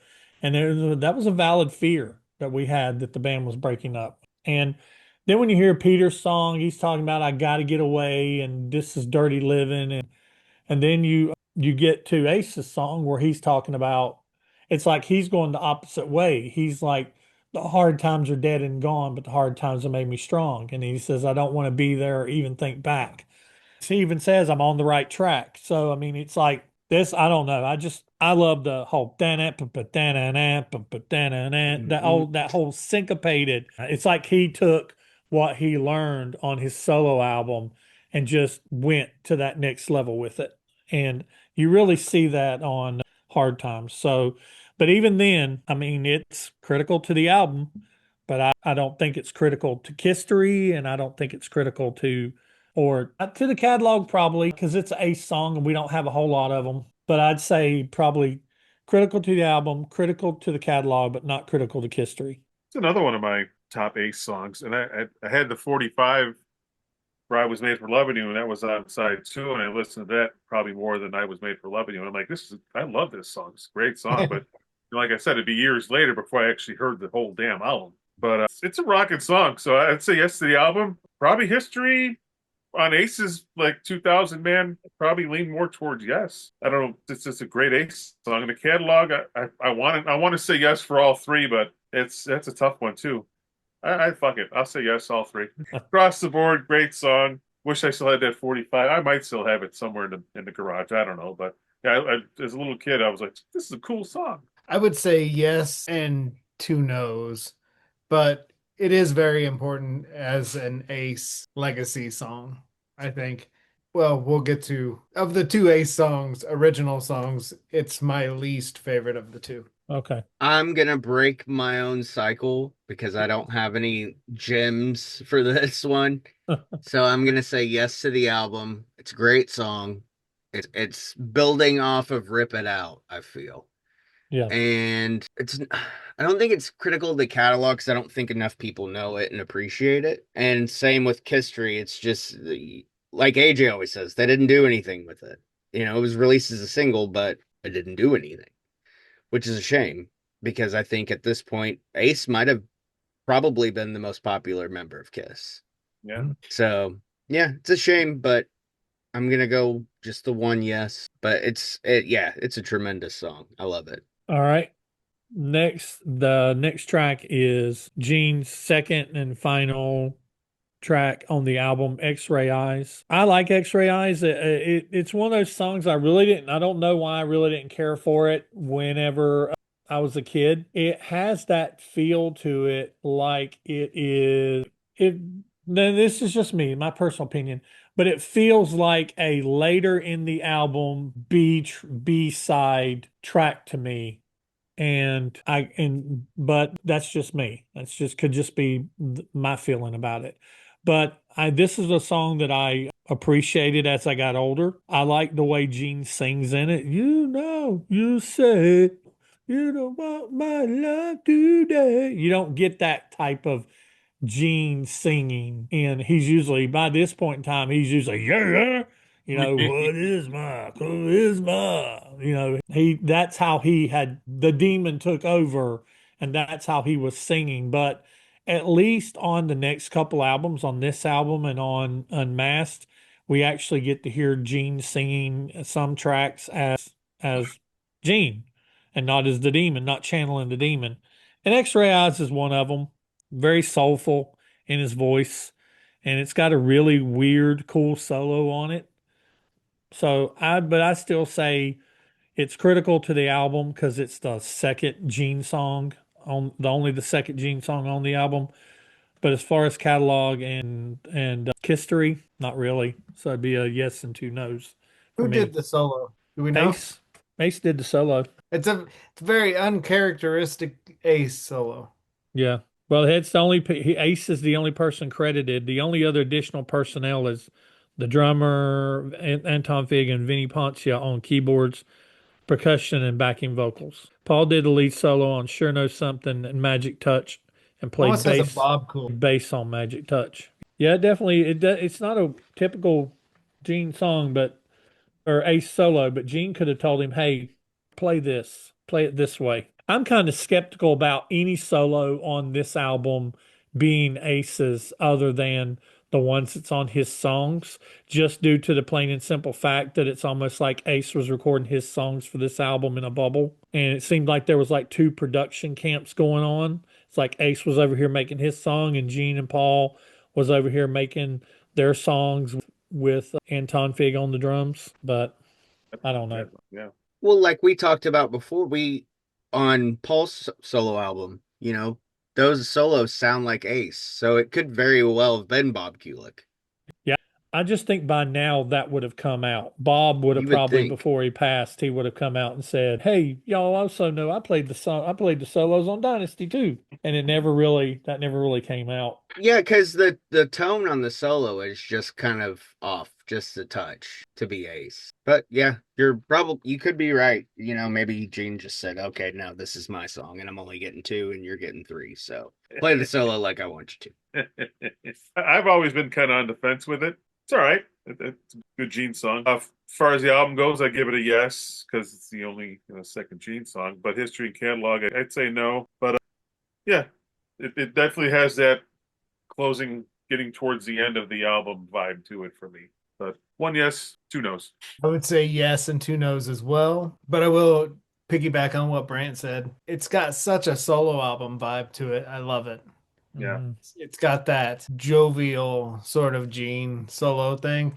And it also has his singing vibe of like 80s Crazy Nights Gene, where he does have that soulful tinge to his voice. Less Demon, more Gene Simmons, the artist. Yeah. Probably, I don't know. That's a hard one. It kind of ties with charisma for me. So, but like not critical to the history of the band or the catalog or anything. Kind of a forgetful end of the album song. Yeah, it's in what I call the forbidden next to last track. And it totally embodies the feel of the next to last track, the B side of something, the deep cut. It just has that feel to it. When I did my original ranking of the albums, it was what I called my least favorite track on the album, and I kind of stand by that. But as I've listened to it more since then, I actually really do like it. I like Gene's voice on this song. I like the chorus with the X-ray. I mean, yeah, it's a cool track, but I'll give it yes to the album. Other 2, no, because it's a little bit if you really listen to it, if you really dive deep into it, and we're going to go into some magical area here, is if you really listen to whenever it starts off and it goes into that, Tana, you say, turn that little keyboard, you want my love today. Almost goes back to Christine 16, with that little piano going, dun, dun, dun, dun. And he's singing, and that like I said, he's reaching into that soulful part of his voice and doing those little vibratos and stuff that you didn't really hear, haven't really heard since the solo album. Like Rick said, it has a very solo album feel, but it also has like a Christine 16 type feel to it a little bit. She got me dizzy. But see, it's funny because, like I said, that's before the demon. Like Gene would get on the stage, and on the album, he'd be like, "She's got me dizzy," and then he gets on the stage, he's like, "She got me dizzy." That's like he only knows how to sing that one way. Bullfrog Demon. Yeah, just full blown. Last track, "Save Your Love." I think "Save Your Love" is a great closer. If you're going to have any song closing this album, I think "Save Your Love" is a good one. And I love how it just kind of starts at dun dun dun dun, boom boom boom. You were my woman. I love "Save Your Love." Even got Paul in the background singing the background vocals for him. Save your love. It always made me think that Paul liked this song. I don't know why. It's just like my teenage mind. Yeah, because whenever he's doing 2,000 Man, you really can't pick out who's singing behind him. It almost sounds like he's singing behind himself. And then Hard Times, he doesn't really have anybody. When he goes into "I Don't Want to Be There," that's him singing behind him. But that is definitely Paul singing background vocals on "Save Your Love." So I think Paul probably listened to it and been like, "I'll lay some background vocals down." Yeah, I always thought like this was their bonding song. And now he listens to it while he makes pizzas. Stop now. Never let that joke die. Stop now. They're going to jump back in the comments again. Comment away. Leave Paul Stanley alone. We love you, Paul. I love Paul. Well, yeah. Old Paul, not new Paul so much. More recent Paul. "Save Your Love," I think it's critical to the album, critical to the catalog, critical to history, not really so much. I agree with that. It's a great song. Yes on the album, no on the other 2. Wish he would have dug it out a little bit more. He never really played it much, did he? No. I don't think so. Good song, good closer. Yes, no for me. It is a yes, no for me.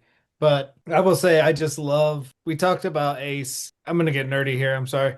But we talked about Ace in the poster and how he just had that rock star look to him. Right before the solo, when he does his little "We Had Some Good Times," but now they're gone thing. Yeah. Me, it's just it's so rock star cocky-ish that Mhm. he does that.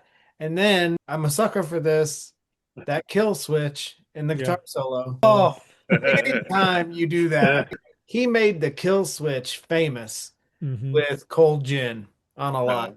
You Mhm. know, just that 15-year-old me. And Just whenever you hear somebody do it with a Les Paul do it these days, you're like, yeah. I see you. And 15-year-old me hearing that was just like, this is the coolest thing ever. And so anytime Ace does that, I just turn into a little kid and in love. And I absolutely love this song because of that.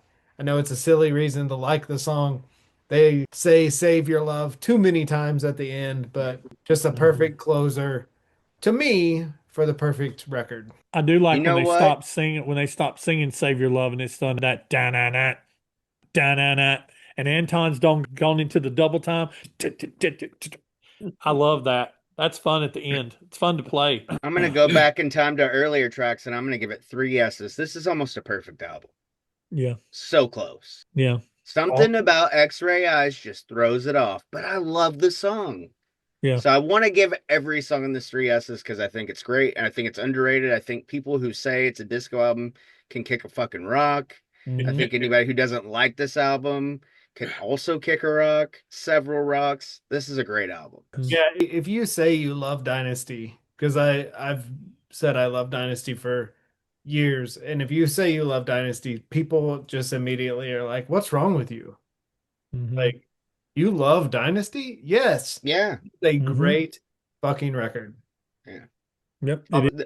there's more to it than I Was Made for Loving You. And even I Was Made for Loving You is a great song. And go to Spotify and look at how many streams it has. Yep. And that tells you the power of this album. That's just I Was Made for Loving You is the cherry on top, but Yeah. the rest of the album is the foundation. All right. Yeah. All right. So pick a side. I think I have to go with side A for me because it's only got four side songs on it, but it's got I Was Made for Loving You, 2000 Man, Sure Knows Something, and Dirty Living. I mean, Dirty Living is definitely the weaker of the four, but it's still a strong contender. So my side I pick, it's side A for me. Same side A, 100%. Three of the strongest ones, three of the strongest songs for me on one side, and a fourth song that's a swan song, but not bad. So side A for me. I want to say side B, but I'm going to say side A as well. Mm-hmm. A. All right. Most critical song, I'd say has to be I Was Made for Loving You. Least critical song, probably X-Ray Eyes. Yeah, those two got my vote too. You can't deny it. You can't deny the most critical one. And X-Ray Eyes is, like I said, it's always been on the kind of fence for me, but good song, but least for me. I'm going to say most critical, I Was Made for Loving You. I'm going to say least critical. Yeah, I'll go X-Ray Eyes. Me too. What'd you flirt with going with, I was Rick? flirting with Hard Times. Really? With me. Damn. I thought you I might had have a been feeling. Wow. Well, I was thinking just because I love Save Your Love so much. Yeah. I don't think I give Hard Times enough play. Yeah. But Hard Times is it's X-Ray Eyes. 'Cause Hard Times is just so heavy. Like I said, I love Save Your Love, but Hard Times is just so heavy. Mm-mm. When he kicks into that solo, whenever he kicks into that the chorus of the hard times are dead and gone, listen to the riff that's playing under that. It's like, I mean, it's like just this heavy riff that's under that. All right, so merch. I don't Floor's have yours, Rick. I don't have a whole lot. We're gonna leave a lot of room for Rick. I don't have a whole lot. The only thing I have is I have a sealed 2014 and sealed 20. Everybody shake your head. We And did already. I have this German maxi long version of I Was Made for Loving You and Hard Times. Even on the back says made in Germany. It's gorgeous. Yeah. Nice and Love it. shiny. It's nice and shiny. Where's Ich the liebe opening on it? Where's the Deutschland. opening on that? Is on the top of the side. It opens here. Okay. Man, Ooh, that's spread it beautiful. open. It smells like a library. Like sauerkraut? And it's just a white and it's got the big long form play. You can see the big lead out on it and how far apart the grooves are literally. I think you can fit a groove in between each groove. freaking pretty. And I haven't opened Dynasty here somewhere. They are asking me if I play Dynasty. And here is my Dynasty here. And it Dynasty. And this is the one that I was telling you guys about where somebody they didn't do it to Peter or Ace. And I don't know if I can get it on it right, but they traced around Paul Wow. and Gene's I Yeah. makeup. saw- And Yeah, you that's can cool. see where they Yep. That's freaking cool. traced it. I love tracing paper as a kid. And so inside is the super awesome dust Yeah. cover that actually cost them a lot of money to make. You could make AI could make this in like 5 seconds now. But apparently this was done like old school way. Yeah. And it was quite a little bit of money to make. And album, I love this is this the last year we get the picture? No, we got one with Unmasked. Unmasked. We did with Unmasked. But do you guys think Dynasty is the coolest? I think Dynasty is what I love, and it's not on the poster, is it? The Kiss logo hiding behind them. Yeah. It's That's just not on an the outline in the poster, I think, right? Yeah. But that's just cool the way they did that poster. Aaron, we're getting you a poster. I don't. I It just is. got one, Aaron. It is just the outline of Kiss. Yeah. Beautiful poster. Cool. So let's see, and I have the merch form. Now I'm gonna This show on sleeve. my ignorance when I say this, but the German reissue, did they do the S's in the German logo? I don't know if they did or poster. not. I don't know. That'd be very interesting too. That'd be very interesting. Somebody to say in know. the comments below. Yeah, there you go, comment people. This actually somebody sent me. My Dynasty did not have a merch form, and one of my viewers, I can't remember who it was, but one of my viewers sent me that, and it even come in its own little sleeve. Comment down Um, below if you're the one that sent it to Brant. So I have this, and this is a real cool little thing. It is Sure Know Something 45 with Dirty Living on the back. And we always love our fellow past Kiss fans. I'm going to read you what this says. Rick, you're going to absolutely adore this. I'm going to read you this. It says, Sure Know Something / Dirty Living, Kiss, Sears, October 6th, 79. They Nice. bought it at Sears. Oh wow. And they put the date that they bought it. That's amazing. Who do that? I Not wonder. a name, but I wish they And- would have had a name. Why would it be in the polygram sleeve? Because Polygram had bought them at this time. They had bought, but they weren't like the soul yet. It was still Casablanca. Yeah, I don't know. This says October 6th, Saturday, October 6th, I 79. think they bought like a majority stake in the company. And I have also, and this ended up in a CBS, but this is somebody with initials KM. Shout out. And I asked my mom one time, my mom told me, of course, that it makes sense. And I kind of remember when I was a kid, a lot of kids, they wrote their names on their albums and stuff because they'd have album parties. You go to somebody's house, bring your album, and at the end of the night, you knew which one was yours by your name was on your shit. Or you took it to music class. Right. Yeah. So this is I Was Made for Loving You on one side and Hard Times on the other. AJ, is that like the 45 you had? Probably, yeah. How cool would it When I was a little kid, one of my first 45s was Convoy, and I couldn't read yet, so my mom drew a diesel on the label. And then I have a different, and here's funny. This is kind of like is it a variant? Yeah, it's a little bit of a variant because look at this. So a lot of times when I buy 45s, I don't know what I have at the house. If I see it, I just buy, because a lot of times you don't see Kiss 45s, period. Right. So if I see it, I buy it. But see, this one says I Was Made for Loving You and it has Kiss down at the bottom, where this says I Was Made for Loving You and it has Kiss really big. Well, and side. also, yeah. So that goes into that whole rabbit hole of collecting I can't do, where people are like, well, the Kiss Yeah. logo on the right, it's not at the bottom. Like, oh my gosh. That looked more Yeah. like the one I had with the Kiss logo there. Yeah. And I think it's all pressing plants that is the difference. Yeah, so a lot of times I'll end up with doubles and triples on record on 45s just because when I find one, I'm like, oh, I'm going to buy it. I can't remember if I got one or not, but now I'll have 2 or 3 or whatever. Yeah. So that's all I have, Rick. That polygram sleeve is intriguing to me now. That's I love that date. Okay, I guess we'll start with records and we'll go through very quick. There's just too many. I have a fetish with Dynasty that is unhealthy. One with the shrink wrap, which I thought was kind of cool.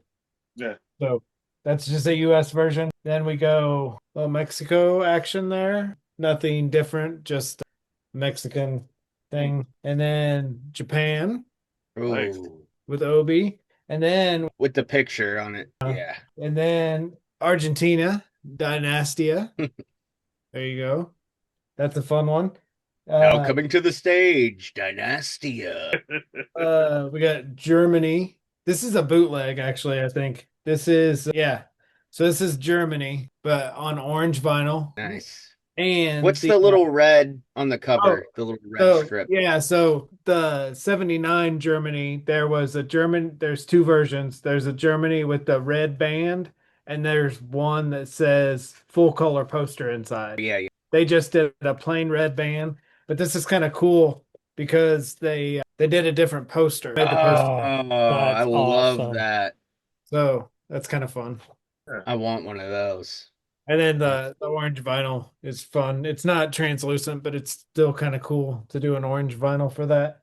So these are the 79 Germanys. This is the one with just the red band, and then the red band with the limited edition poster. And this one was red vinyl. Nice. Nice. And And that one's Beautiful. official? Yeah, this is official. And so I think the bootleg with the orange was kind of mimicking this, but then they didn't include the poster verbiage. This is El Salvador. This one's absolutely beautiful. It smells like an ashtray and it's so worn out. Like it's just crazy. And then the back, everything's in black. Oh, nice. All the font and stuff, but it's so dirty. Carlos Augusta Tigual Sigic. It looks like the cardboard's like a cracker box. I mean, it's Yeah. super thin. And I mean, Oh my this God. thing has just been, but it's got some guy's name on the back. It's kind of fun. Yeah, that's cool. El Salvador. Then we have I want to smell Ecuador. that one. Ecuador comes with a Casablanca little logo there, Nice. and also says Estereo compatible. Australia includes I was made for loving you, and at the bottom states full color poster. That's so cool. And then we have absolute favorite at Christmas time, translucent green. Nice. That's Was the awesome. 40th anniversary? Yeah, 40th. And then we have 45th anniversary foil cover. That was, I mentioned at the beginning we would get into this. Rick James. Sometimes when you go to the record store, they have no Kiss records, so you have to find something that's Kiss related. Rick Yeah. James with the Gene Simmons. Is that really Gene's bass? Yeah, he actually, I think I've read somewhere that Gene said Rick James had to call him and get one, and Really? there you go. That's awesome. The super freak himself. Rick James, bitch. Then we got the maxi singles. I was made for loving you, and Love that. with the 76 photo, 76, yeah. That's unique. Jim Burgess remix of the maxi single. I was made for loving you, Australian single on Astor label. Mala Vida, Dirty Livin' from Mexico. This is, sorry, get through this quickly. Clear. That's pretty sweet. Yeah. Pretty fun. I'm gonna kill myself after I have to put all this back. Yeah. I usually spend about 15 minutes packing all my stuff back up, putting it back Got on the any shelf. vacation days coming up? This is Nasi para Amarte. I was made for loving you single from Mexico. Green vinyl. Lime green. Charisma on the back. Nice little disco ball there on the cover. Yeah, there we go. Polydor. And then we also have another Nasi para mate. This is yellow vinyl as well. I'll kind of leave that in there. Then we have the US. I was made for loving you with Charisma on the back. Oh my 45 God. was Hard Times, right? Yeah. And then we have K-Tel Soundwaves with I Was Made for Loving You, and followed by the Empire Strikes Back medley. And then we have worst of the worst. Latanzi. This is like from 1986. Latanzi, I Was Made for Loving You. It's horrible. It's absolutely horrible, but I had to buy it. You can YouTube it. It's just by like a club DJ guy named Latanzi, and it's horrible. But Okay, that's kind of fun. My first foray into bootlegs that's awesome. because of our buddy Brian, Dynasty working sessions demos. So that's it for vinyl. Nice. Now we go into merch. The What is he, merch. Carrot Top now? Now merch. A trunk. I will say is the power of persuasion. Everyone forgets that this is Dynasty merch. Yeah, it is. Solo album cover, but every picture in this is Dynasty. Yep. So, I mean, that's super fun to think about. One of the coolest things Kiss actually did recently, I love that. Dynasty Mirror. That's cool. That was fun. A long time ago, 79, 80, a German or European magazine printed a photo out of color of Paul, and his outfit was yellow. And for the longest time, throughout the 80s and 90s and today, everyone was always like, oh, he did wear a yellow one. Well, he never did. It was a Right. in a magazine. But when Biff Bang Pow did their Comic-Con figures, Yeah. made Oh, a wow. yellow, which I thought was super cool. That's I always wondered why they did the yellow one. I didn't know the backstory until Yeah. after.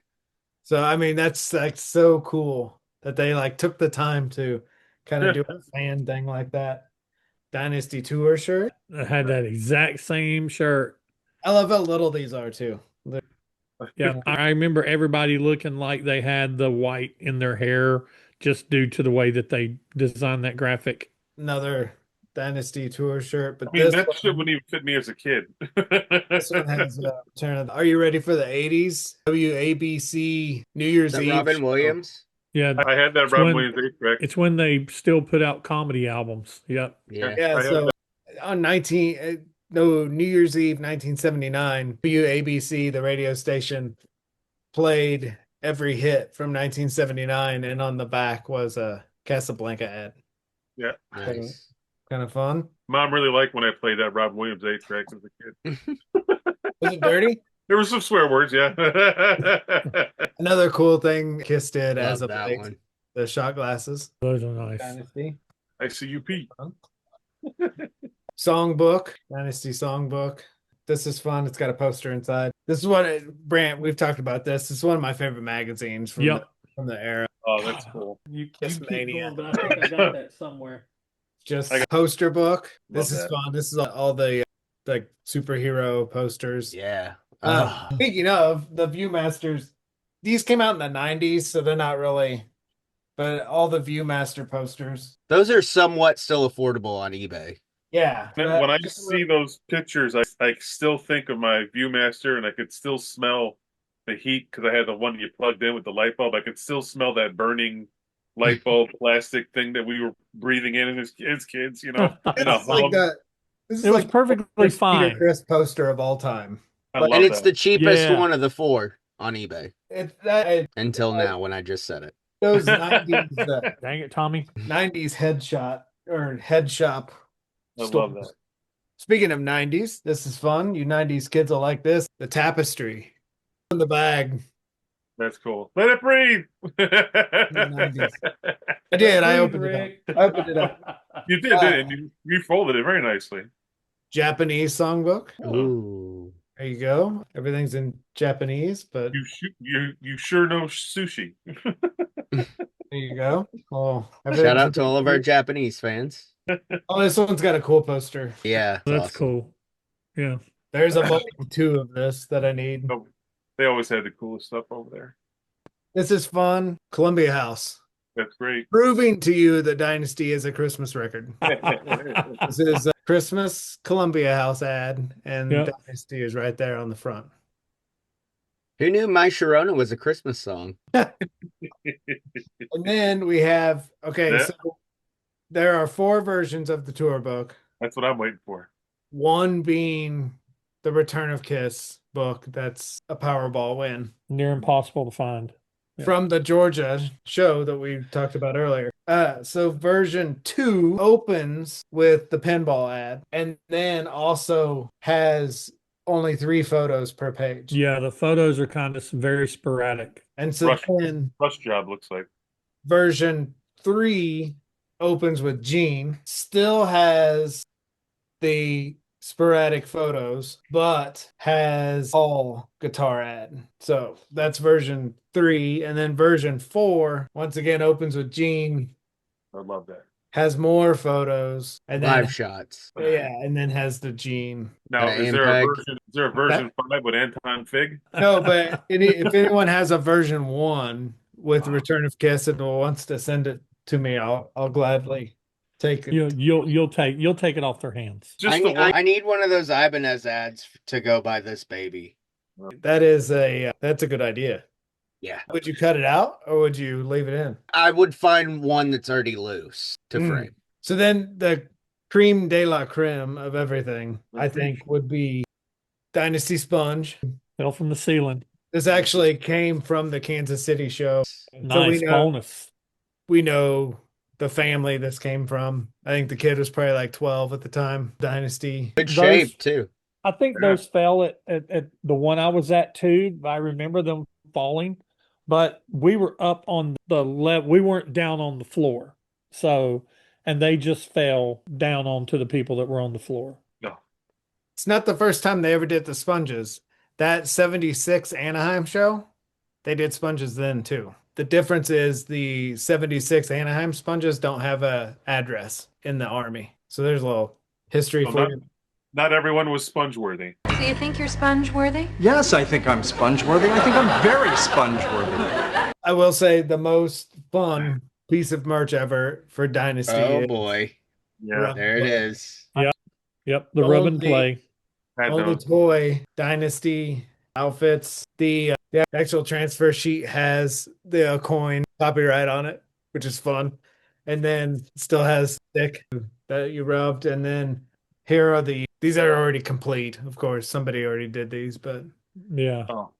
there's Gene, Ace, and Paul. There's Gene and Peter. I had those. Whenever I see the drum set and see Peter sideways there playing and stuff, that just brings back so many Oh, memories. that one's so cool. Yeah. Nice. Yeah. There you go. The rub and play. Probably the one piece of merch. I think that's probably the one piece of merch I was after the most my entire Now, what album era around? I think it might have been the solo albums. When did Color Forms come out? Was that during solo albums?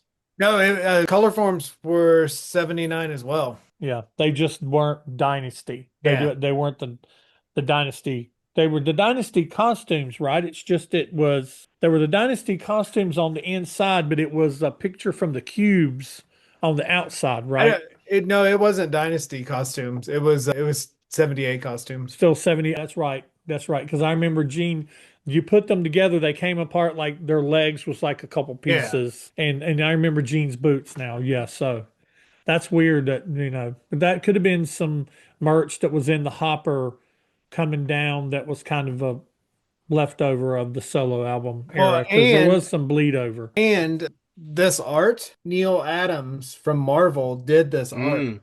And so this was supposed to be the Marvel Comics #3, and it never came to fruition because that would have been sweet. Kiss refused to sell. Marvel wanted to buy the likenesses at that point, which is they didn't sell. Yeah, I mean, you would think that they would just continue to want to lease it, and not buy it.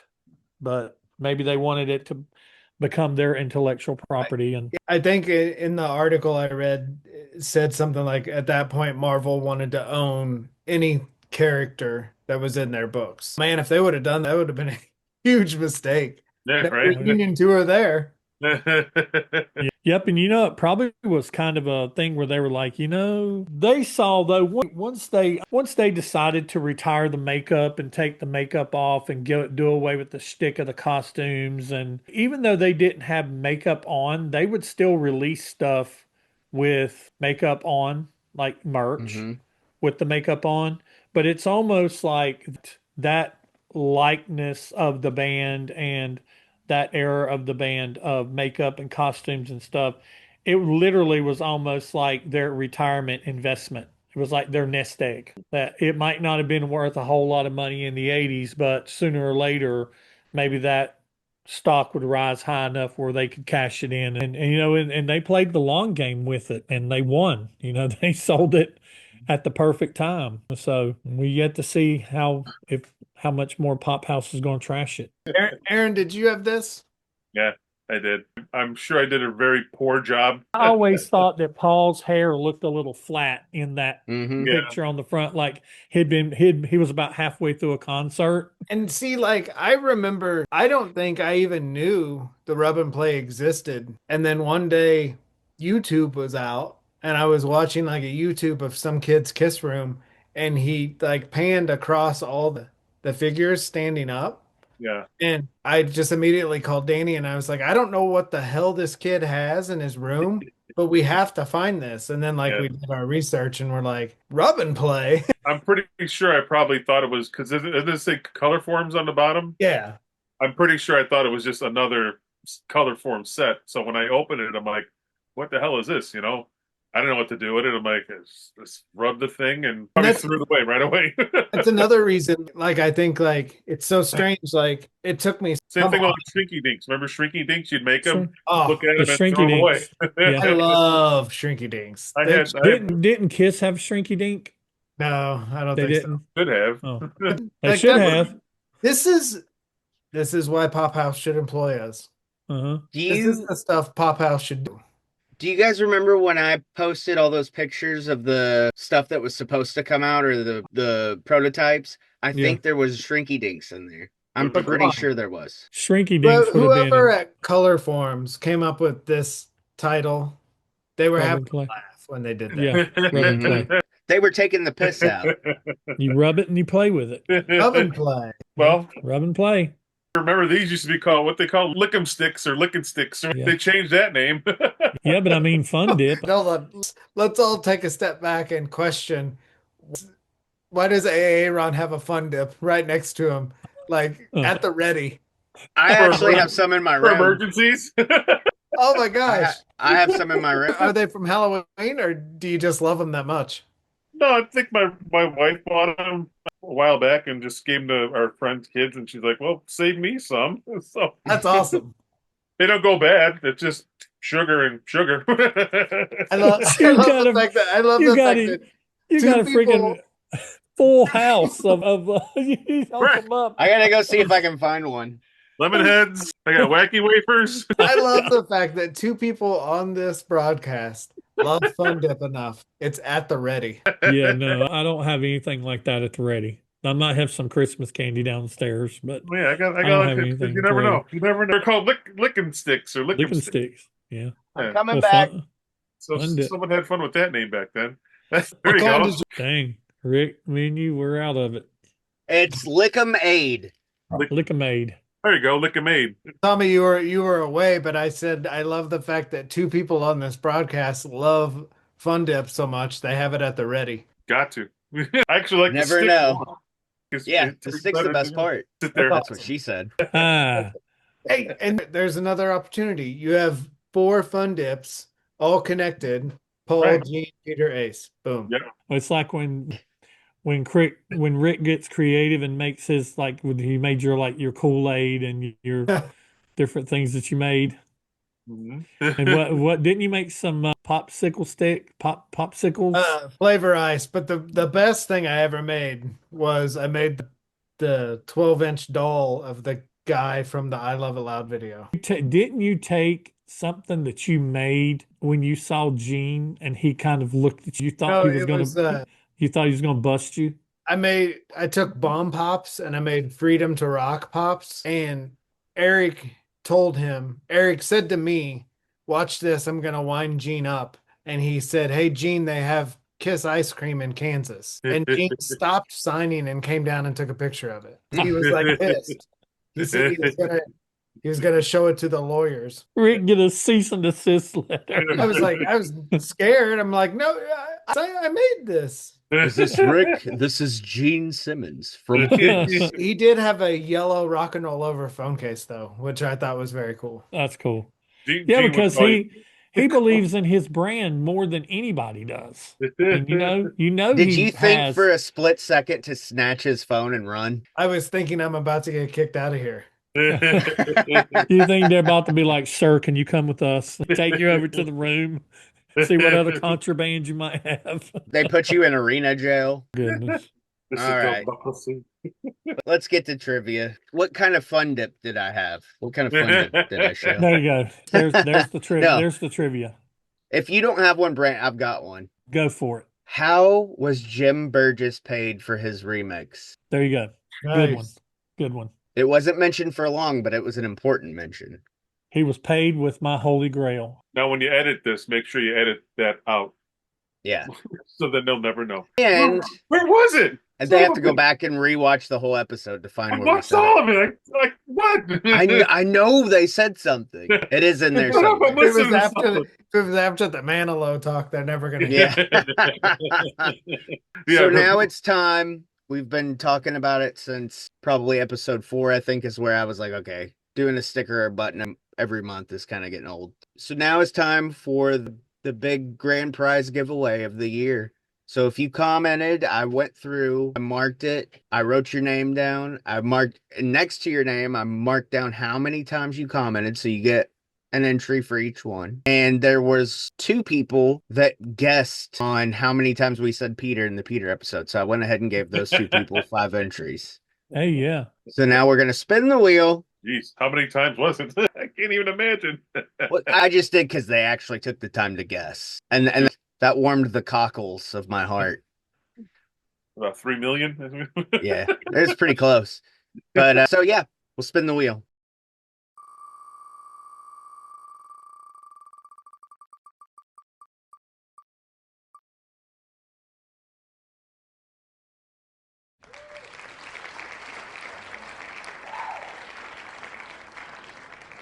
And congratulations to the winner. Send me on Instagram at KriticalKiss1 your mailing address, and I will get that shirt out to you. Or you can email it to the show, criticalkiss@gmail.com. And I will make sure to get that shirt sent out to you ASAP. Probably after Christmas, because the post office right now is a cluster. Yeah, it actually made the local Facebook page about how backed up our post office is right now. Ridiculous. I got Congratulations. in trouble. Yeah. Congratulations. I'm So excited for the Your new name year. Yes. All right, Yes. let's reintroduce ourselves so I can not be in trouble anymore. The Okay. boss usually is at home when we record. Uh-oh. Yeah. Ooh. I think mine's probably asleep by now. I think I'm gonna get spanking. You'll like every bit of it. Thank you, Matt. Have another. I'm Brant with In My Head channel. You can find me on YouTube, Instagram, Twitter, TikToks, and and just go over there and come hang out. AJ Zetro 75, whatever the hell. Underscore AJR Zetro 1975. Goodwill to all and all good night, I guess. God bless us, everyone. God bless us, everyone. I am Rick from It's All For You Demon. Merry Christmas to everyone. Happy holidays. I wish everyone the best, and I hope all of your dreams come true. Next year, any dream you want to do, you can do it. Just believe in yourself, believe in rock and roll, believe in Kiss, and listen to Dynasty next year, Christmas tree this year, and you will see, you will understand the love of Dynasty at Christmas time. Nerdery fun on Amazon if you want. Wax Night. It's all fun and games here. It's all for you, Demon. Merry Christmas to everyone. For real. Chase your dreams next year. Whatever you want to do. Be it collect Kiss, make a film, do whatever. Follow your adult dreams. film? Life is way too short to not follow what's burning in your soul. And your loins. And I'm Tommy, live from the doghouse. This was the return of Kiss. This was the return of Critical Kiss. It seems like there was a little bit of a gap in between episodes, but life's been crazy.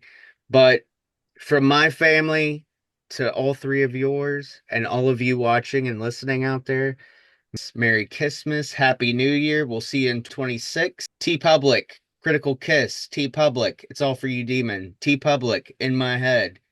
Go get some merch. Subscribe to the channel, like this video, comment down below, answer the trivia question. If you won the t-shirt, get with me. And until then, Merry Christmas, Happy New Year, And God bless us, Oh. everyone. I have a gun. Now I have a machine gun. Clay, Bill. All right. Love you all. I was literally fearing you were gonna say this hasn't been recording this entire time. And on that note, yippee-ki-yay, motherfucker. That's right. Die Hard's a Christmas movie.